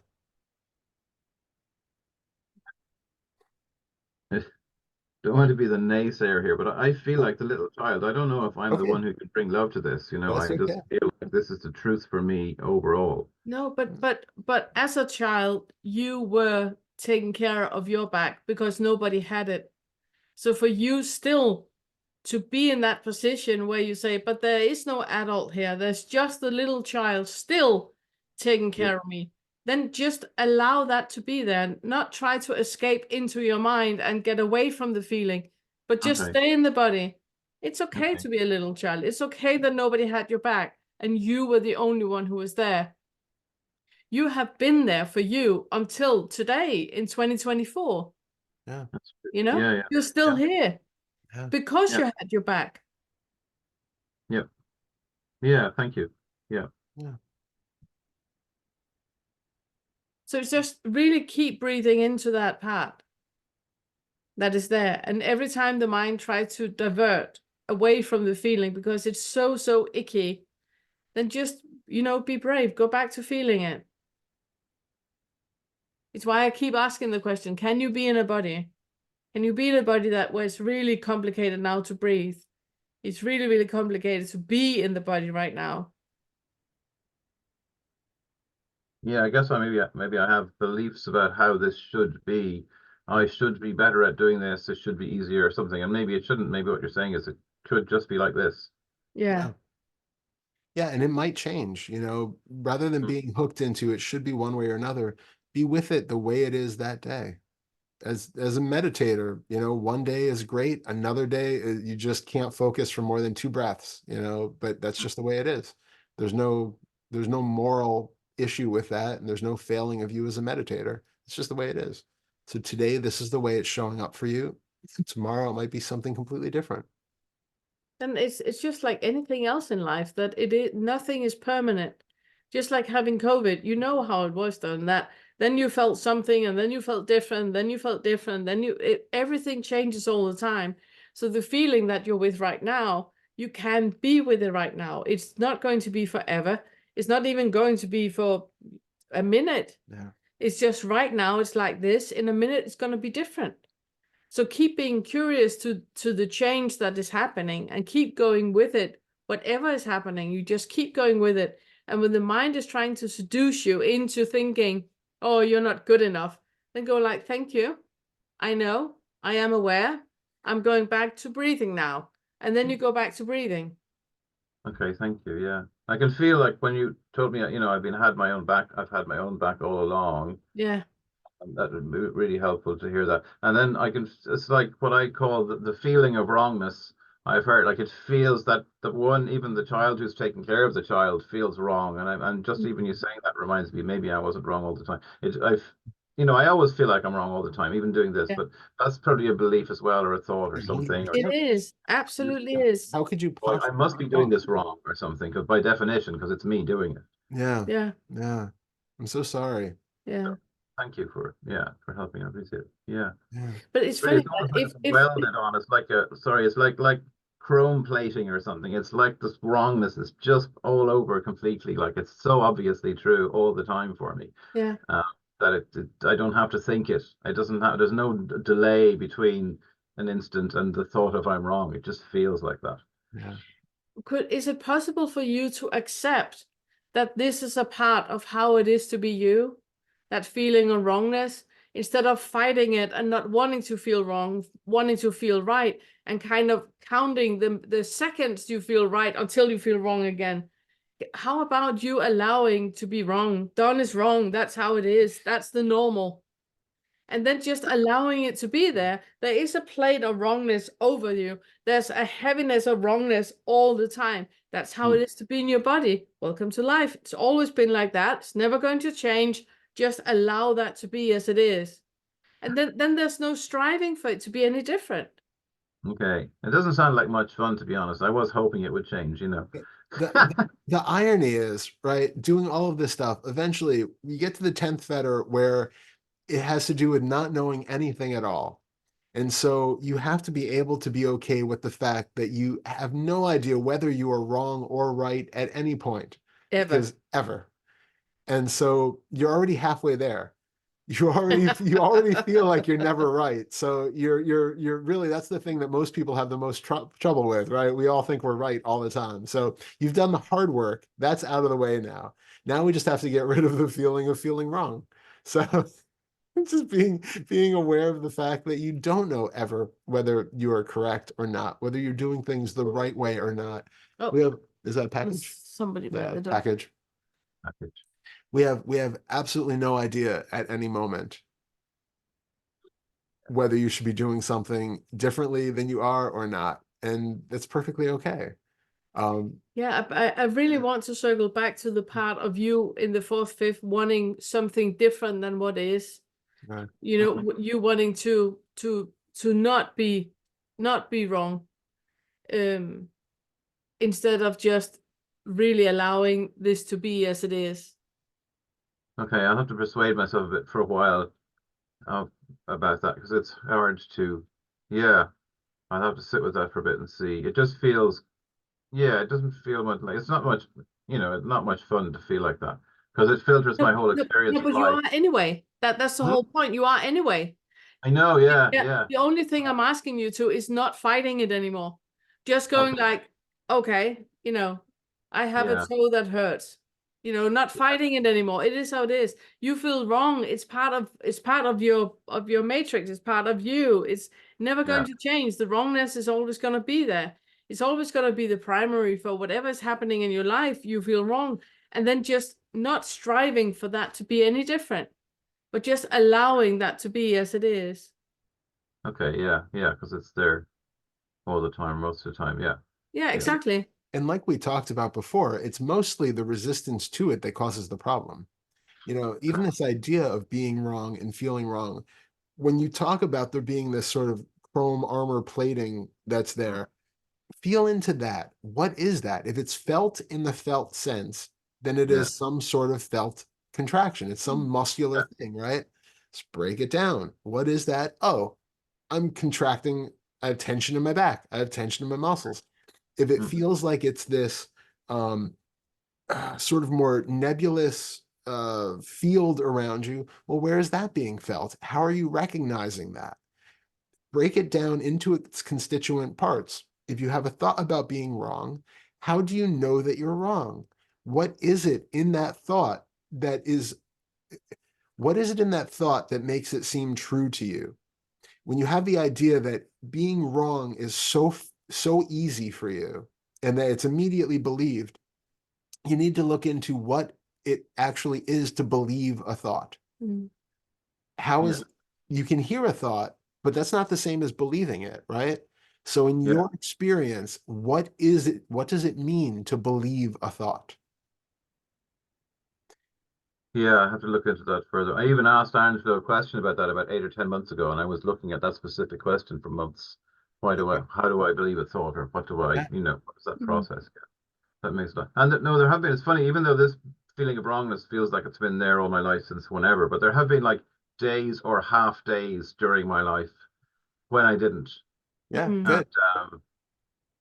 And there was, so I know it's not essential to be there all the time, but it's just, but no, the feeling of that's the thing the thing you're describing, Todd, is really helpful. And I'm not very good at looking at sensations and feelings. I have to keep, I don't know why it seems weird, difficult for me to, but yeah, I need to keep on pursuing that and seeing if I can feel Yeah. into it and so on. So yeah, thank you so much. I'll keep Oh, going. I'll rewatch this and try and, great. it's funny, you're speaking English to me and yet I'm listening to you going, what is he talking about? I know.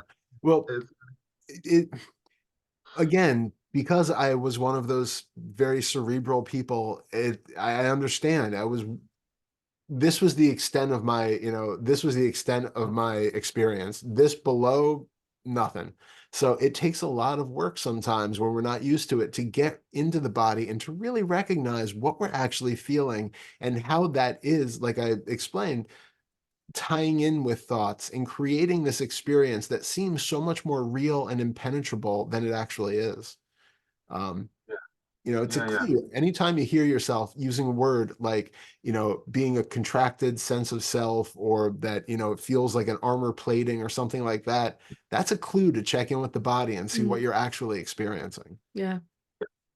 Okay. And then also I really want for you to start to be inquisitive to when you have a thought, notice what Todd was talking about, the tongue moving as if you're talking, the eyes moving as if you're seeing, the posture moving as if you are arguing, really, really notice that, because that's how we recognize crazy people in the street, right? That they're walking around, but we're doing that all the time. Completely. Just with micro expressions, you can really see a lot of what is going on in the person by notice all those micro expressions that is happening all the time, because the thoughts are connected with the muscles or the other way around, whichever way it is, where something is activating. And then it's just that body feedback loop happening. And you can just, lean back with the popcorn and sit and enjoy the show, Yeah, that's really cool. Yeah, thank you so much. I appreciate Yeah, it. thank you. Thank you. Again. Cool. Thank you. So good seeing you. Even though you backed up her point about the It's because Donnie's one of the clever ones. uh-huh. I just need the bathroom. Oh, sure. I'll be do you continue, or do we take a break? That's up to you. Do you wanna take a moment? Or would you want me to go on ahead? I mean, No, Eva's next, and I know yeah. you've been working with her a lot on Yeah, your Q&A, so Continue with Iva. okay. I'll be right Okay. back. Fine. You do that. I got you handled. You okay? Yeah, that's just Almost taking out the computer. I'm just old.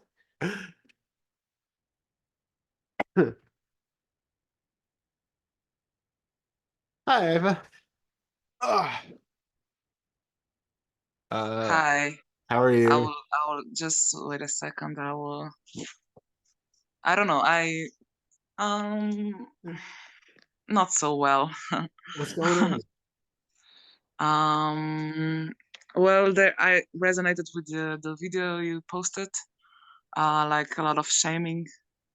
Thanks. Yeah. And judging myself for not doing the things I need to do, and yeah, it's a lot of that things happening. Is there something in particular, or is this just a lifelong habit? Well, it's like a lifelong habit. It is, because I was very judged in my childhood and all the way, so it's like I put it on myself in some way, but I already stopped doing it at some point. But when things got a little bit I don't know, rough, or when I think I can't handle some things, then I start to judge, and it's very connected with smoking cigarettes as well. So Oh, okay. Interesting. Hold on 1 second. yeah. Let Pernille back. We're talking about shame Oh, amazing. and some of it related to smoking cigarettes. Oh, yeah. So, okay. If you'd like to continue. Yeah, I think you're all caught up now. Shame. I mean, lifelong of shame. Yeah. And Yeah. Yeah. Shame is a potent one. yeah. Yeah, but the thing is that I never been like I think as far as I know, I've never in my life I was not shaming other people. I mean, but right now I am, so, and I'm shaming myself and other people, and it just it's not, I mean. Yeah, it's whenever we feel something, we're always projecting that outwards as well. You just haven't been aware that you have been shaming other people, but we do, we do. Yeah. Okay. So it's just great that you're aware of it. How do you work with it when you have a feeling of shame coming up? How do you work with it? What do you do with it? I don't know. I want to be in my body with it.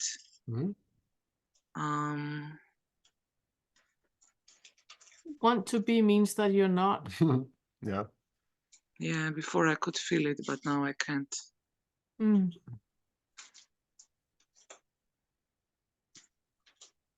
Did you say you wanted to feel it? Yeah, before I could feel it a little bit, but now I can't. That you can't feel what's happening in the body now when you're experiencing the shame feelings? Do they not show up? Are you not able to feel the sensations in the body directly? Yeah, I can feel, and I feel awful about myself. Can you be more specific than awful? Because awful is not specific.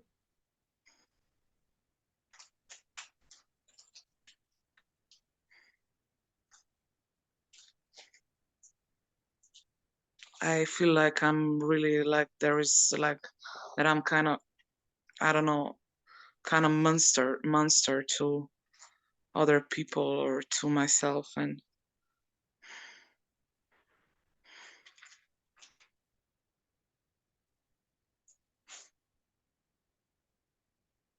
What gives you that indication? What are these thoughts that are fueling that belief?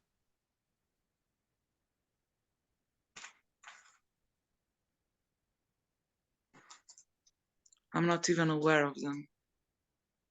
Of the thoughts?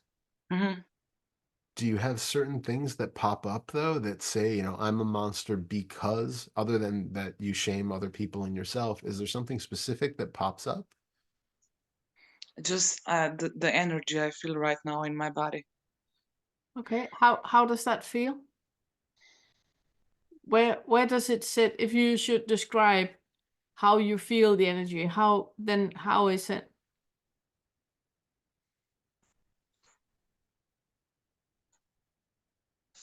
I don't know, it goes from my head to the body.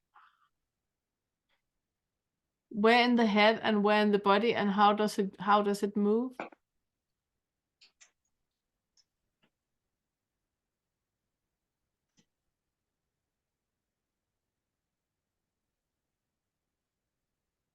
I don't know, right now I have thoughts like I'm so wrong, I'm so wrong. Yeah, I can see that your blink rate just went up. The amount you blink rate. So you were looking into something that was really, really potent. What was that you were thinking of?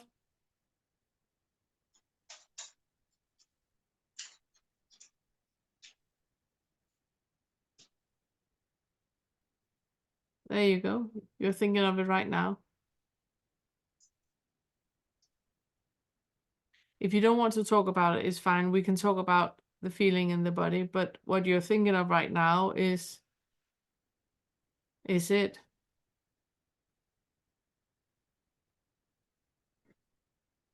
Yeah, I can feel the energy, but I can't see the thoughts. It's okay. the Do you have some clue what they could be? No, not at all. Not at all. It would be so helpful. I don't. I can just see that there's something that you're having a thought and it's not potent, and then you slowly think something else, and suddenly it hits, and then that is the really potent one. Mm-hmm. So there's like They're so ugly. Just that this I know. pardon?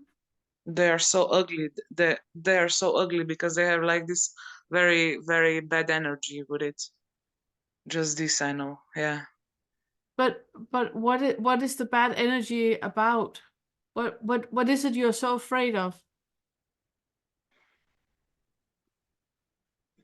Okay, let me tell you a story. Okay. That there's clearly something which you don't want to talk about, and it's something that you think that if you say it out loud, we will never ever allow you in our sphere again because you're dangerous and you're horrendous and you're all the things. I had a patient a long time ago, and he had lots of anxiety, and every time we started to talk about it, he would just kind of zoom out and not really be here. And I kept, going into it and kept going in like I am with you now and saying that was the thought right there, because I could see when he went into the thought. And at some point he was like, no, if I tell you, you're going to call the police because it's so horrendous. And then I said, okay, if you are in danger of yourself or if you have a body in the basement, then I'm going to call the police. But otherwise, I don't think I am. But so do you want to talk about it? And he finally said that he had this feeling for a long time that when he woke up in the morning, he was so afraid of turning to his wife because he did not know if he had killed her during the night. He was really, really afraid to turn around and see that he had actually done it. And he couldn't even talk about it. He couldn't even say it. That's how afraid he was. That's how fearful he was about what was going on when he was not conscious. So we just kept talking about it. And obviously it was about something that had nothing to do with the wife and nothing to do about, anything. It was about his work. It was about that he really wanted to change his job to something else, but he had this full idea of if he did that, he wouldn't earn the same amount of money and his wife would be super disappointed about him and all of that. It wasn't even about anything that he thought it was about. Okay, yeah, Because makes sense. it's what the mind does.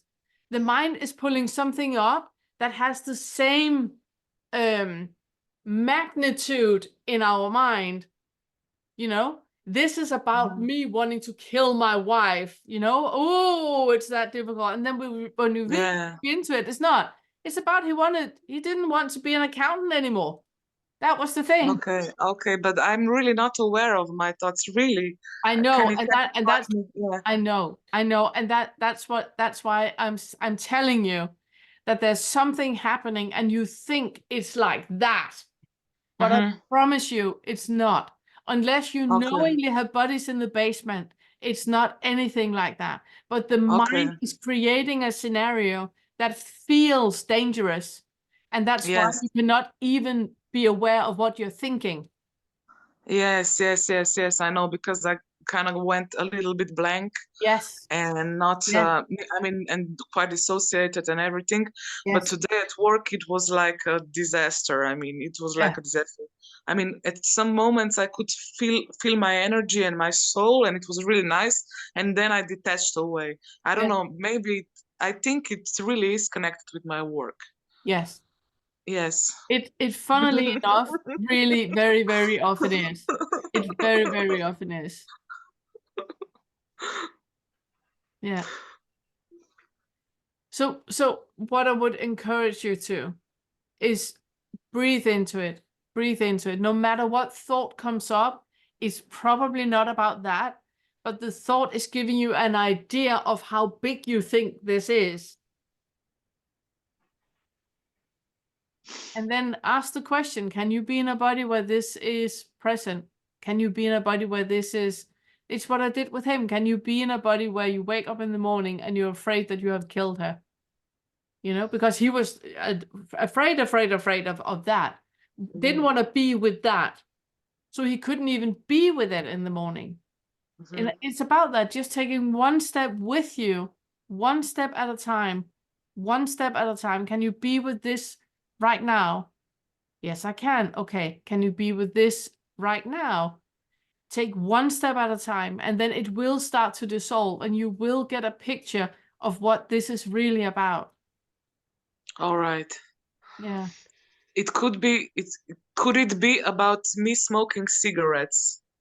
Yeah. Of course. Absolutely. Absolutely. Absolutely. It can be about anything. And the crazy thing is that the majority of times it's not anything horrendous. It's just because we refuse to look at it, and we bury it and bury it and bury it. So we think, okay, this has been buried for 20 years, so it must be really, really bad. But it rarely is. It rarely is. It could be about, yes, you having an idea of who you are and you're not a smoker. So this is super shameful because you're a smoker.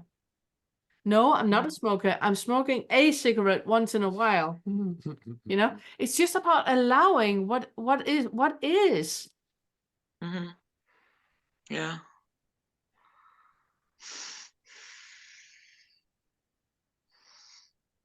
And we have this insane bar that we keep ourselves up to and compare ourselves with all the time. And nobody lives up to that bar.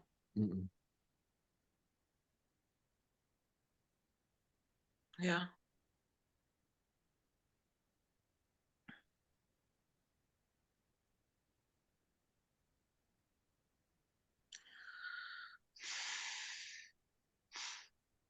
I think it might be because of cigarettes. Yeah.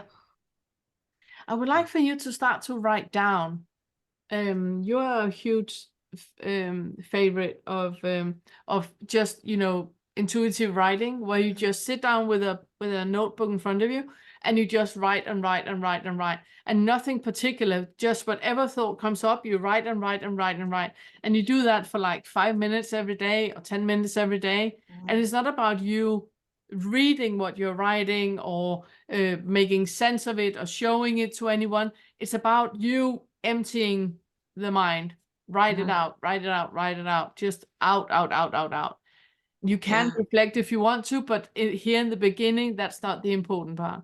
The important part is just getting all that out of the way, out of the way, out of the way. So when we meet on Friday next week, then you will know absolutely clear what it's about. It is about smoking. I felt that around Thursday night last week. I felt that it was about smoking. Now listen to this. And then we got something to talk about. But right now your mind is like, oh, you know, cluttered with scary stories and everything.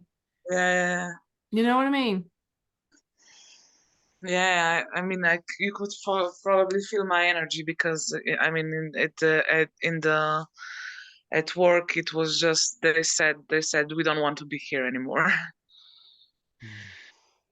So it's just, and it's connected with Yeah. Okay, I will go now. So much love. Yeah. So much love. And see you on Friday next week, right? Okay. Bye. Okay. Bye. Bye. Bye. Yeah. And then it's Yvonne. Yay. Hello. Hello. Hello, Mr. and Mrs. Lent. Thank you. Let them more. It's Mr. Pernille now. That's right. Oh, yes, of course. I called Pernille Mrs. Todd the other day. Yes. I heard that. Oh. I'm okay with it. I really wanted to ask, I have some confusion about leaving a situation as it is or intervening, and this is speaking with the title of grandma, One of my granddaughters is, she's not eating, could be going into being anorexic. She is constantly sucked into her phone. And she's not wanting to go to school, so she's school phobic, and her parents are being very gentle and not forcing her to go. And so quite often I go in the house. I mean, I'm in the little house at the bottom of the garden. I go in and I don't know what to say to her. And the other day I did say to her, I really don't think you should be on the phone so much, because it actually could be harming your brain. And her mum's got this, her mum goes on at her quite a lot. And she came in with, yes, and you're not eating enough, you're not drinking enough, you're not going to school, you're not getting ready for school the next day. And I mean, she just hit her with all this stuff. And I was just talking about the phone and the brain. And then I made the big mistake of saying to Mummy, oh, after that, my granddaughter just went, oh, you're always going on at me, Mum, always. And she went whilst out of the room. Because Mum is always going on at her. And I can see it's not helping. And so after she'd gone out of the room, Mum turned on me and went, you're not my mother, you're not my husband. And then I said, oh, no, but, and she just went out the room herself. And I said, can we talk about it? No, she can't. And that's the problem quite often. She will not discuss it. And so then my son, who I was sitting next to, he said, Mum, you shouldn't have said that to her. She's going through a very difficult time at the moment, and she's very stressed, Mama, we're talking about.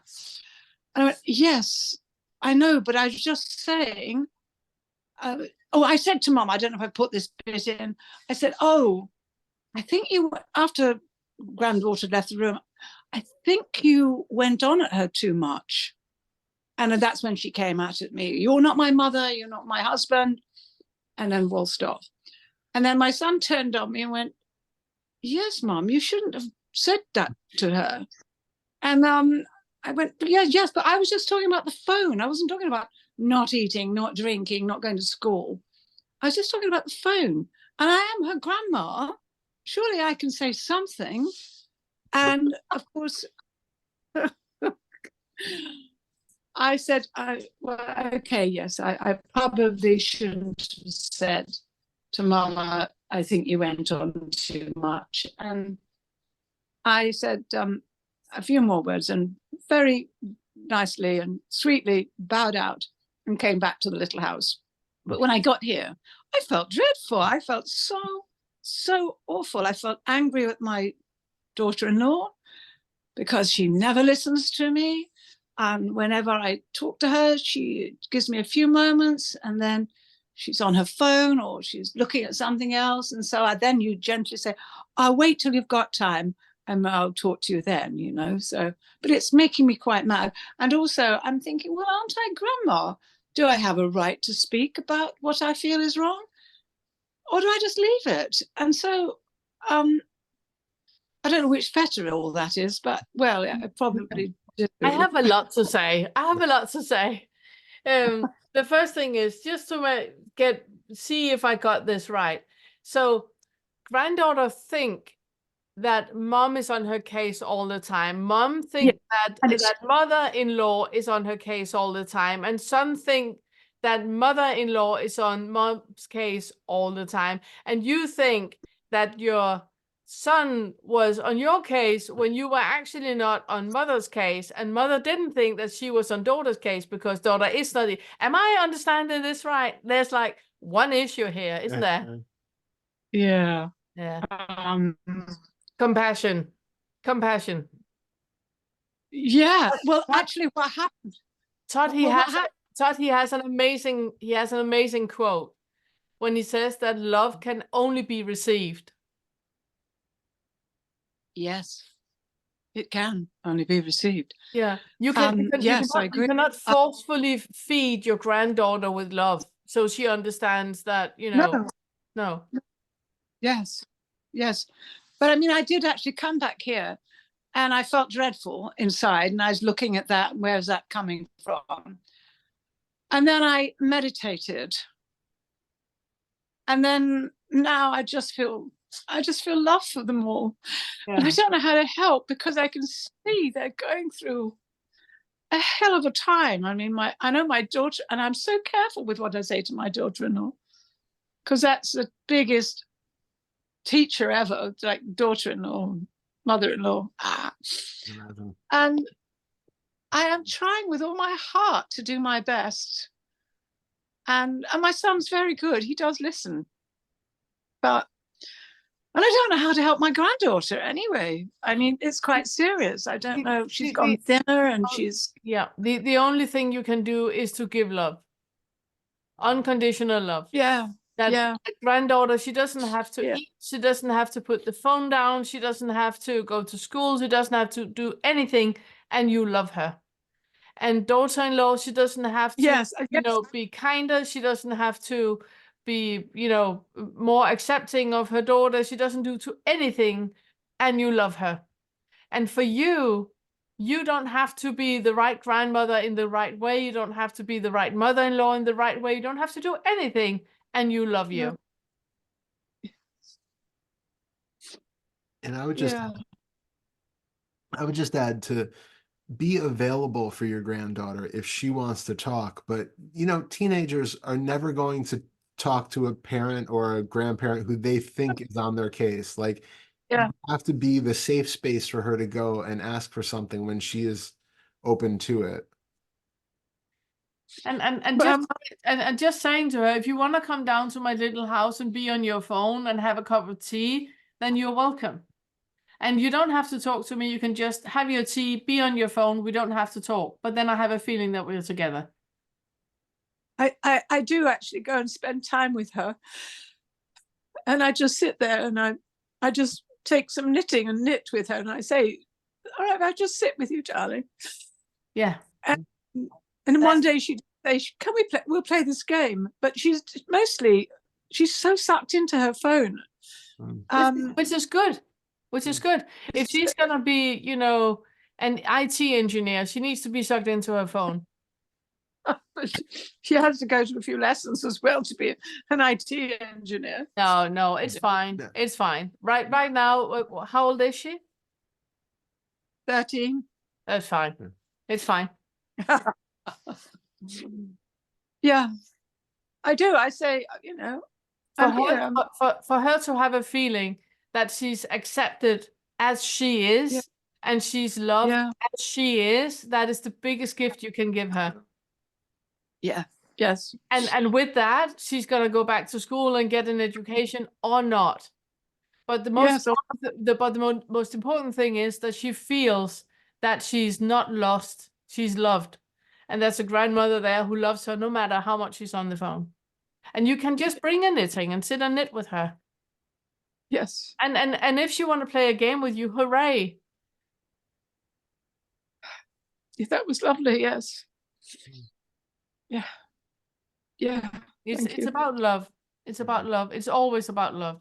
Always. Yeah. Always. And especially because most likely, I mean, it sounds like a lot of the things that she's doing are ways of coping with anxiety. She's fearful of going to school. She's, digitally stimming basically all the time on her phone, trying to keep herself from feeling anything. And, not eating because has probably being afraid of peer pressure from outside and image issues and bullying and that sort of thing.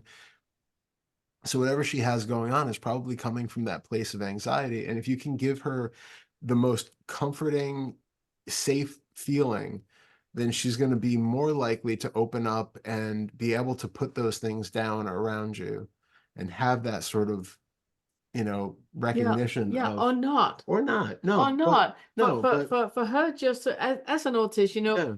the people that I'm stimming with are the ones that I feel safe with. Yeah. Yes. Yes. So if So I if she's self-soothing somehow on her phone, then let her self-soothe. Yes. Yes. I think she's also I don't know what it's called, some kind of Korean pop groups, and where the Korean girls are all so perfect. And she's skinny as it to start with. And I think she might be modeling herself on a kind of Korean girl who's, perfect looking, and she's very, very pretty, and she's very slim, but now I've seen she's lost a lot of weight. Anyway, thank you for listening. Sorry. No, Yeah. absolutely. Yeah. Absolutely. Absolutely. I wanted to say something about itching, which is completely different. But I noticed that when I had a teacher for 30 years, and he used to say, why are you twitching and itching? Stop. And so the next itch I got, I just didn't scratch it. And I found everything expanded. It was incredible. And so, I mean, it's all the same itch. So when I meditate, I get an itch. I think, well, there's no point scratching it, because there's going to be another one following very soon. Yes. And then what do? Scratch that one and carry on? No, I just settle in. I just wanted to say that. So I don't scratch the itch. Lovely. So good. Love that. Yeah. So good. Thank you both. Thank you so much. Thank you so much. I would do that, but the other hand is holding the phone. Same. So mine's otherwise occupied. So. Yeah, beautifully occupied. Thank you so much. Thank you.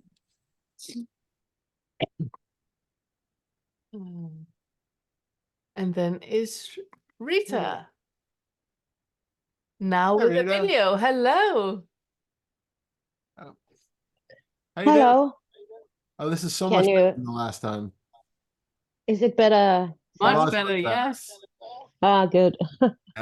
Hello. Hi, good to see you. And now you can see me. Yeah. You couldn't see me last time, could you? No. I could only hear you too. No. It was a bad connection. Okay. Okay, that's maybe good. It's better. This is much better. No, but today, very strange. Everybody, every sharing, just like hit me. And the last one, it was beautiful, Pernille, what you said. I have a 13-year-old grandson. Yeah, and I'm really worried about him. And I have promised him like loyalty, just so that he speaks, tell me. If I have someone, but it's gotten really, really quickly bad. With smoking weed, drinking, and then I can see me in him and my daughter and my mother, and quite heavy guilt and shame. Yeah, a lot of guilt.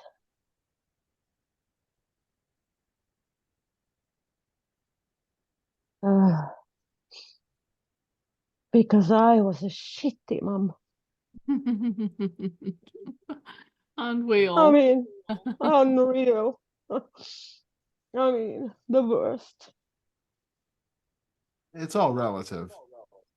No, I was. I was. I mean, it's even fined by a judge. So, but I've been a good grandmother the last few years, and I'm trying. Better. I don't know. If I'm better. Sometimes, some days I feel like it's better, and then I just right back in this. I have this big judge in my head. Yeah. And the little, there is no me. I know it's no me, but I think it's thousands and thousands and millions. But you also need to be careful not with bypassing. When you say that you were a really, really bad mom, yeah, can you be okay with that? Can you be okay with having been a really, really bad mom? Yeah. Because all the guilt and shame. I try. Yeah, exactly. All the guilt and shame that comes of that is you trying not to feel into being a bad mom, you know? but you were a result. You were a result. The reason why you were a bad mom was a result of something else.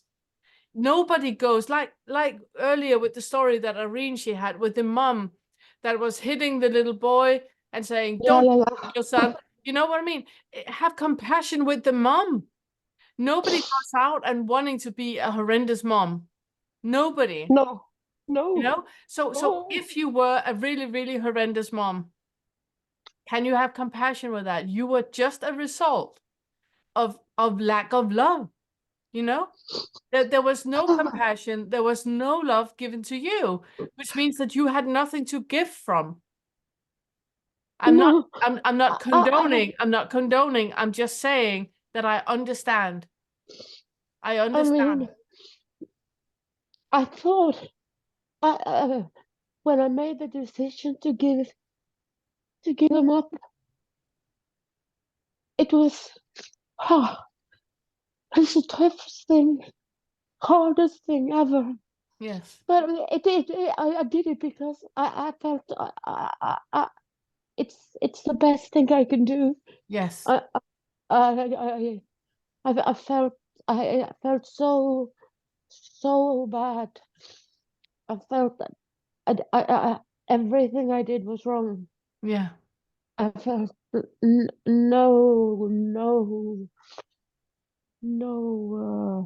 confidence. Yeah. And I see that now. Yeah. So in all that being a bad mom and being a bad mom and being a bad mom, but giving up your son by seeing that I'm this bad a mom that I can't even take care of my child. The best mom is the one that acknowledges that and give up the children so they have a chance to get a better life than what you could give them. That is a sign of a responsible, good mom. Even if a judge told you to do it, you still went along with it. Later. Yeah, but you know what I mean? Yeah. So you have to stop the guilt at some point and the shame at some point. How? I mean, yeah, I know. But some days, and when my daughter is screaming at me, this is all your fault. Yeah. Then it's. Can you be compassionate towards her and towards you? Yeah. When she's standing and screaming at you, this is all your fault. Yeah. Can you say, I'm so sorry. Yeah. I love you. I'm so sorry. It probably is. Yes, it probably is. If you had had a different mom, it would probably be different. Yeah. How are we going to deal with this now? How are we going to sort this out now? I try to get to that conversation, but Well, she's not ready, maybe. No, like Todd always says, love needs to be received. You can't force Yeah. feed her. No. But you can have love and compassion to you. Yeah, and my grandson. And your grandson. He receives it. Yeah. Yeah, He receives it. he's still young. Yeah. Yeah, but you know this loyalty thing? Yeah. What I promised. Yeah. And where I mean, I'm not I don't know. I don't know where to maybe, you know, whew, some things you have to maybe take action. I don't know, you know. Or should I just something have to work? No, if he confides in me, yeah, and it's really, really serious, and I'm so scared. So I don't know if I should. I can't break the promise either, you know. If he confides in you, Yeah. then you have to respect the trust that he's showing you. If it's something where he is in danger or he is endangering someone, then you need help with it. You know, Yeah. that's something which you haven't got. It doesn't sound like you got the tools to sort all these things out on your own. You know? No, it's like in my Yeah, head. exactly. Exactly. And So now my daughter went to Venezuela. She just left. It was too much, so she left before Christmas to go on a ayahuasca thing. She's coming home on Monday, and I'm going to. My grandson is coming to me on Friday, so he's going to be with me in the weekend. And then she's coming home, and I feel I'm so afraid. Mm. It's like this fear, because I think she had hopes, but it didn't work out. And, you know, this ayahuasca doesn't fix everything. No, it really doesn't. No. No, I told her, but she had to try. So, yeah. So now she's got. I'm thinking maybe she's coming home let down, and things have gotten worse when she was away with my grandson. He's got beaten down on Friday night. So, but he's okay. He's just beat up. But it's a lot. It is. It really is. Yeah. And still I'm standing. I'm standing, and I'm not using. So I'm proud of that. Yes, absolutely. That's good. It's really, really good. Yeah. Yeah. And I got do you have sponsors, and do you have sponsors and therapists, and do you have people around you that can help you? Yeah. You need to really, really, with a lot of compassion to you, always have a lifeline, always have somebody that has your back. So when you're concerned about your daughter coming home and her being scared, if you have somebody ready that you can turn to for you to get calm in your body, for you to be calm, and for you to, you know, relax into whatever is going to happen. But you need people around you to support you in that. Yeah. Because it is a process, what you're trying to do, where you're trying to build yourself up with all the things that should have been in place when you were a child, that wasn't being put into place. And now as an adult with children and with grandchildren, you're trying to build that foundation. It is quite an ordeal. Yeah, it's like Don said, you feel like a child yourself, and you're just running around acting like an adult. Yeah. Trying to. Yeah. But you need people around you who can support you and who can help you, who you can talk to. So if you have a sponsor and if you have like a therapist and if you have help around you, that's important to support the family.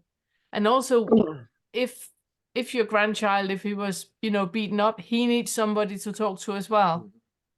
Yeah, he hasn't gone to school for 6 months, or something needs to happen. I think the system is not working well. Yeah. No. And it should.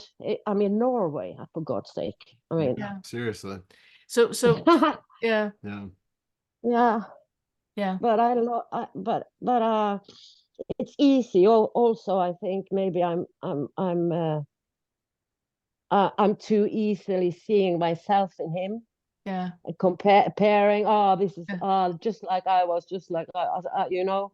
Yeah. And maybe that's not healthy at all. No. Well, it is if you can have compassion with him. Yeah. Then it is. But if you want to correct him and you want him to be different and you want him to do different, No. Yeah, no. That's not helpful. That's not helpful. No. I think he needs something else than school. I mean, he needs something to go to, but I mean, he's not sitting in there. I know. But every child has a talent. Every child has something that they're good at, and he does too. He just I know. He just needs space to figure out what it is. No, it really sounds like the family needs help. It sounds like the family unit, you need help. Yeah. Yeah. Yeah. And I feel like something inside me is moving.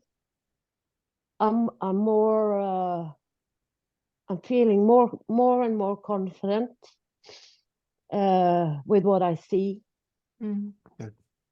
That I'm seeing clearly. Not all days, but when I can take a breath and I look, because it's like a circle going around and around and around. It's the same. And now it's gone around and around so many times. That's it's quite easy to see it. But and it's the fighting that needs to stop. It's your fault. It's this. It's that. We need to agree to love. Yeah. When somebody comes to you and say it's your fault, is it possible for you to say yes and I'm sorry? Yeah, I have been able to a few times, and I've also been really reactive. Yeah. And because that's not helpful. And I know. Yeah. I've been like. Yeah, because that is you diverting from the feeling inside of feeling guilty. If you can be okay with all this, you being a part of all this, you know, and taking the guilt on you, then and be okay with it. So it's not something that you're going like, oh my God, and all this is my fault and all of that. Just staying with it, just going like, yes, I know, I'm really, really sorry. How can I help? Yeah.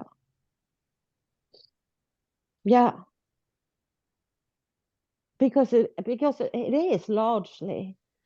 No, you can't say that, because we're all individual people. We all make decisions on our own, and I know we are conditioned and all of that. But they're I mean I had parents and they had parents, and it's I mean yeah, that's so. It's exactly my point. But sometimes it can help, especially for our children, when they say it's your fault. Sometimes it's helpful for the children that we say yes, it is. Sorry. I'm so sorry. I wish I could do it. I wish I could do it differently. Just know that I love you.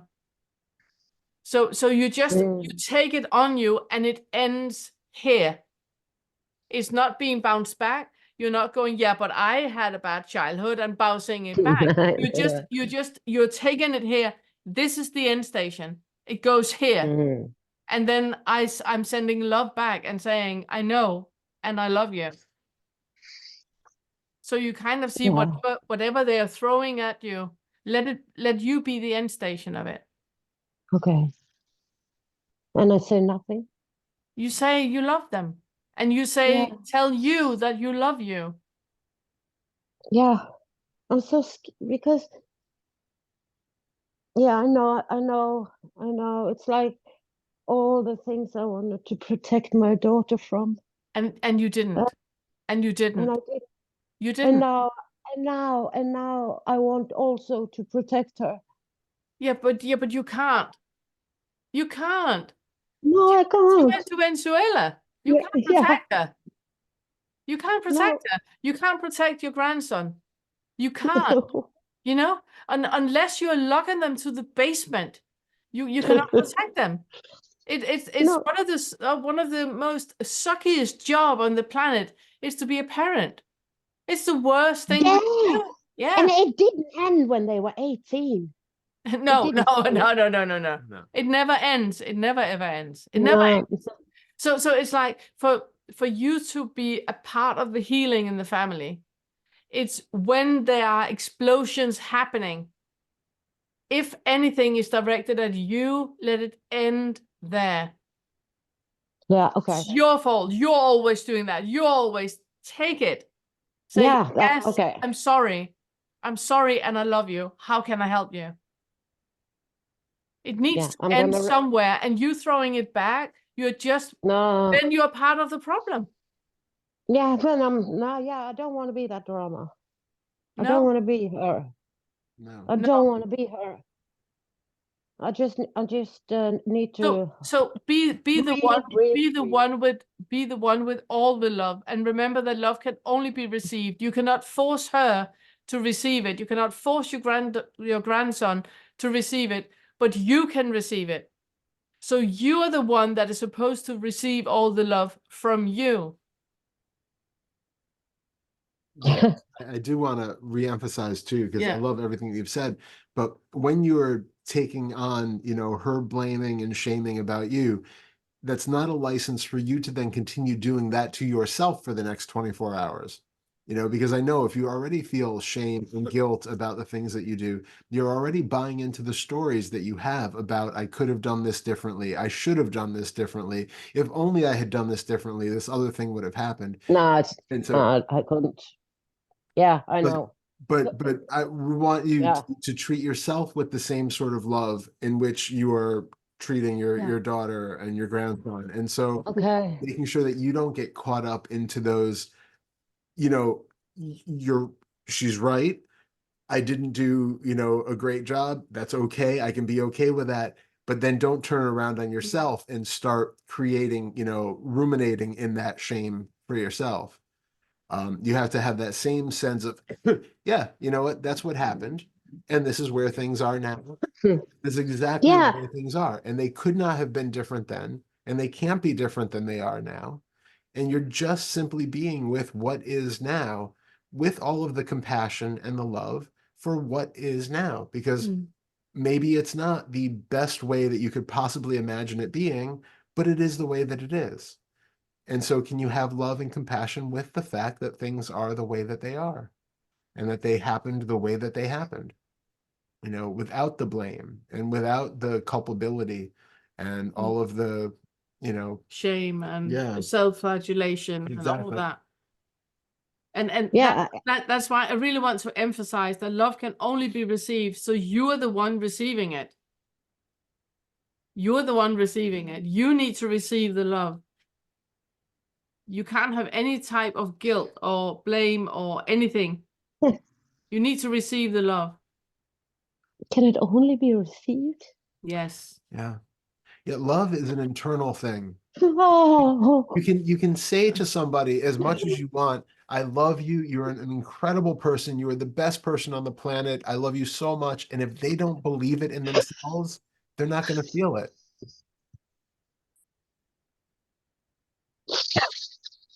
Oh, sorry. Oh. It's okay.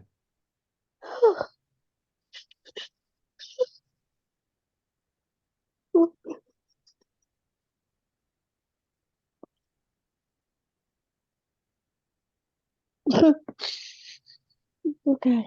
What's going on? Oh, I just feel like I don't know. It just felt so hopeless. About your ability to receive Yeah, love? I mean, all the things I've done for 50 years, like, Yes. to try to give someone love. And you can't. You can only Oh give my yourself love. God. Yeah, you can give yourself love. All the focus you have on trying to make them feel better, it's not happening. But you can make you feel better. You can be the one that you're giving all the love to that you have tried to give to other people. So it's self-care. It's self-love. It's you brushing your teeth at night. It's you taking a shower when you need to. It's you going for a walk. It's you eating proper food. It's you hydrating with water. It's you reaching out to people when you need support and help. It's a lot of self-love. So you give all that love to you and then leave the salvation of all the other people to them. But if you're standing firmly planted in love, then you are giving love to other people, but you're not forcing it on them. You're just being loved with you, and that is automatically, by ripple effect, giving love to other people. And you're not going to be reactive in those situations. Yes. You're going to be the best way, the most loving and compassionate and open and non-reactive way that you can be with other people. And as you said, the ripple effect of that is incredible.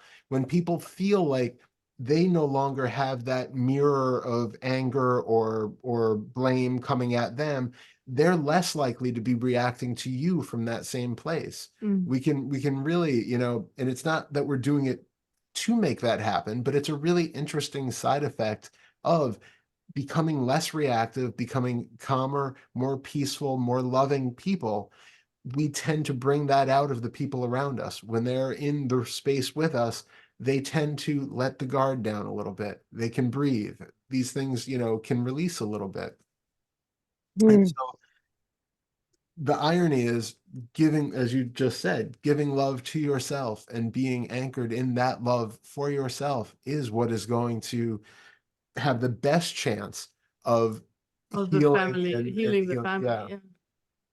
But you have to do it for yourself. Yes, I know when I'm tired, and I know I because I get it. Yeah. Sometimes I mean, so many times I say yes, just to make up for everything. It's not gonna happen. You can't make it up. You can't make it up.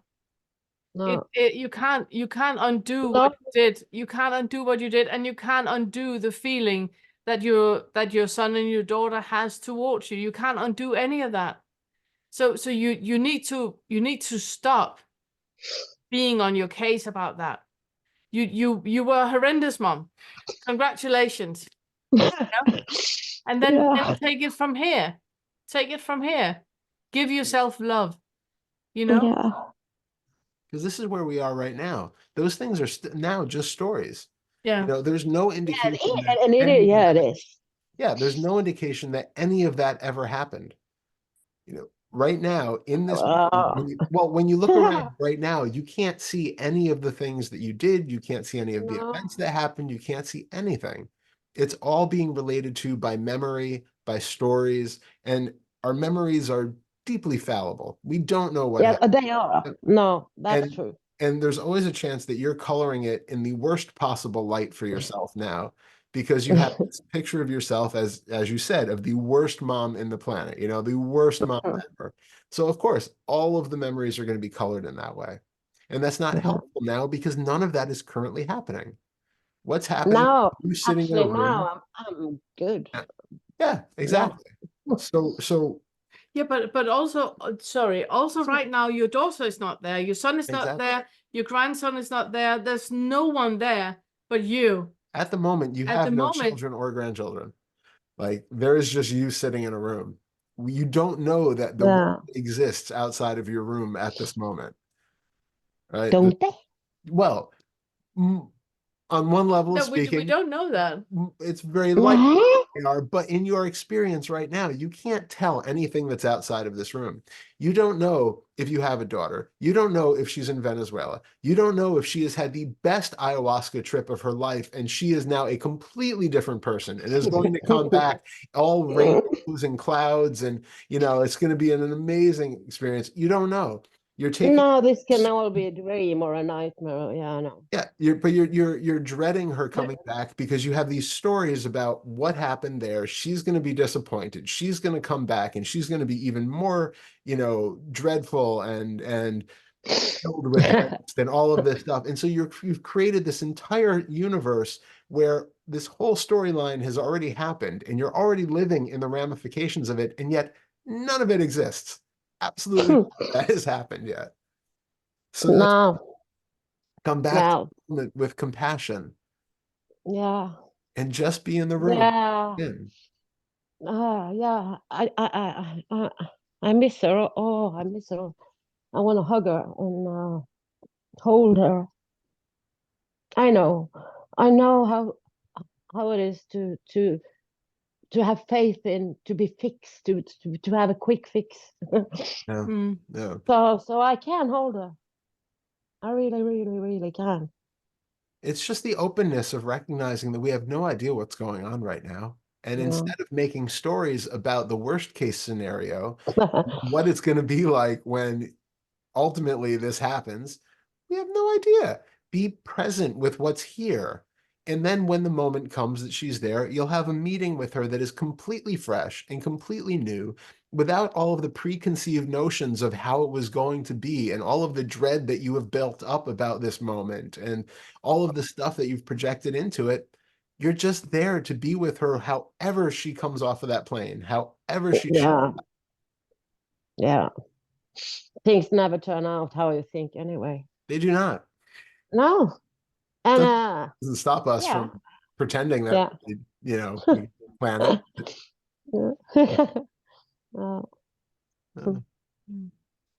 Well, yeah, that was totally not what I wanted to talk about, but Here we are. Thank you. Thank you. Thank It you was so much. so good seeing No. you. Actually see you. Yeah, good to see you. And all the best. Yeah. You too. Have a good Congratulations. Thank you. Thank you so much. Bye. Bye-bye. All right. And with that, we should wrap up because I have a session in, I think, an hour or less. Oh, you do. You do. I And do. you need some food. I need to, yeah. Oh, hold on a second. Message. Need to add to the chat to be able to continue chatting after the meeting. Oh, okay. That was a direct message. Yeah, I'm not sure how to do that.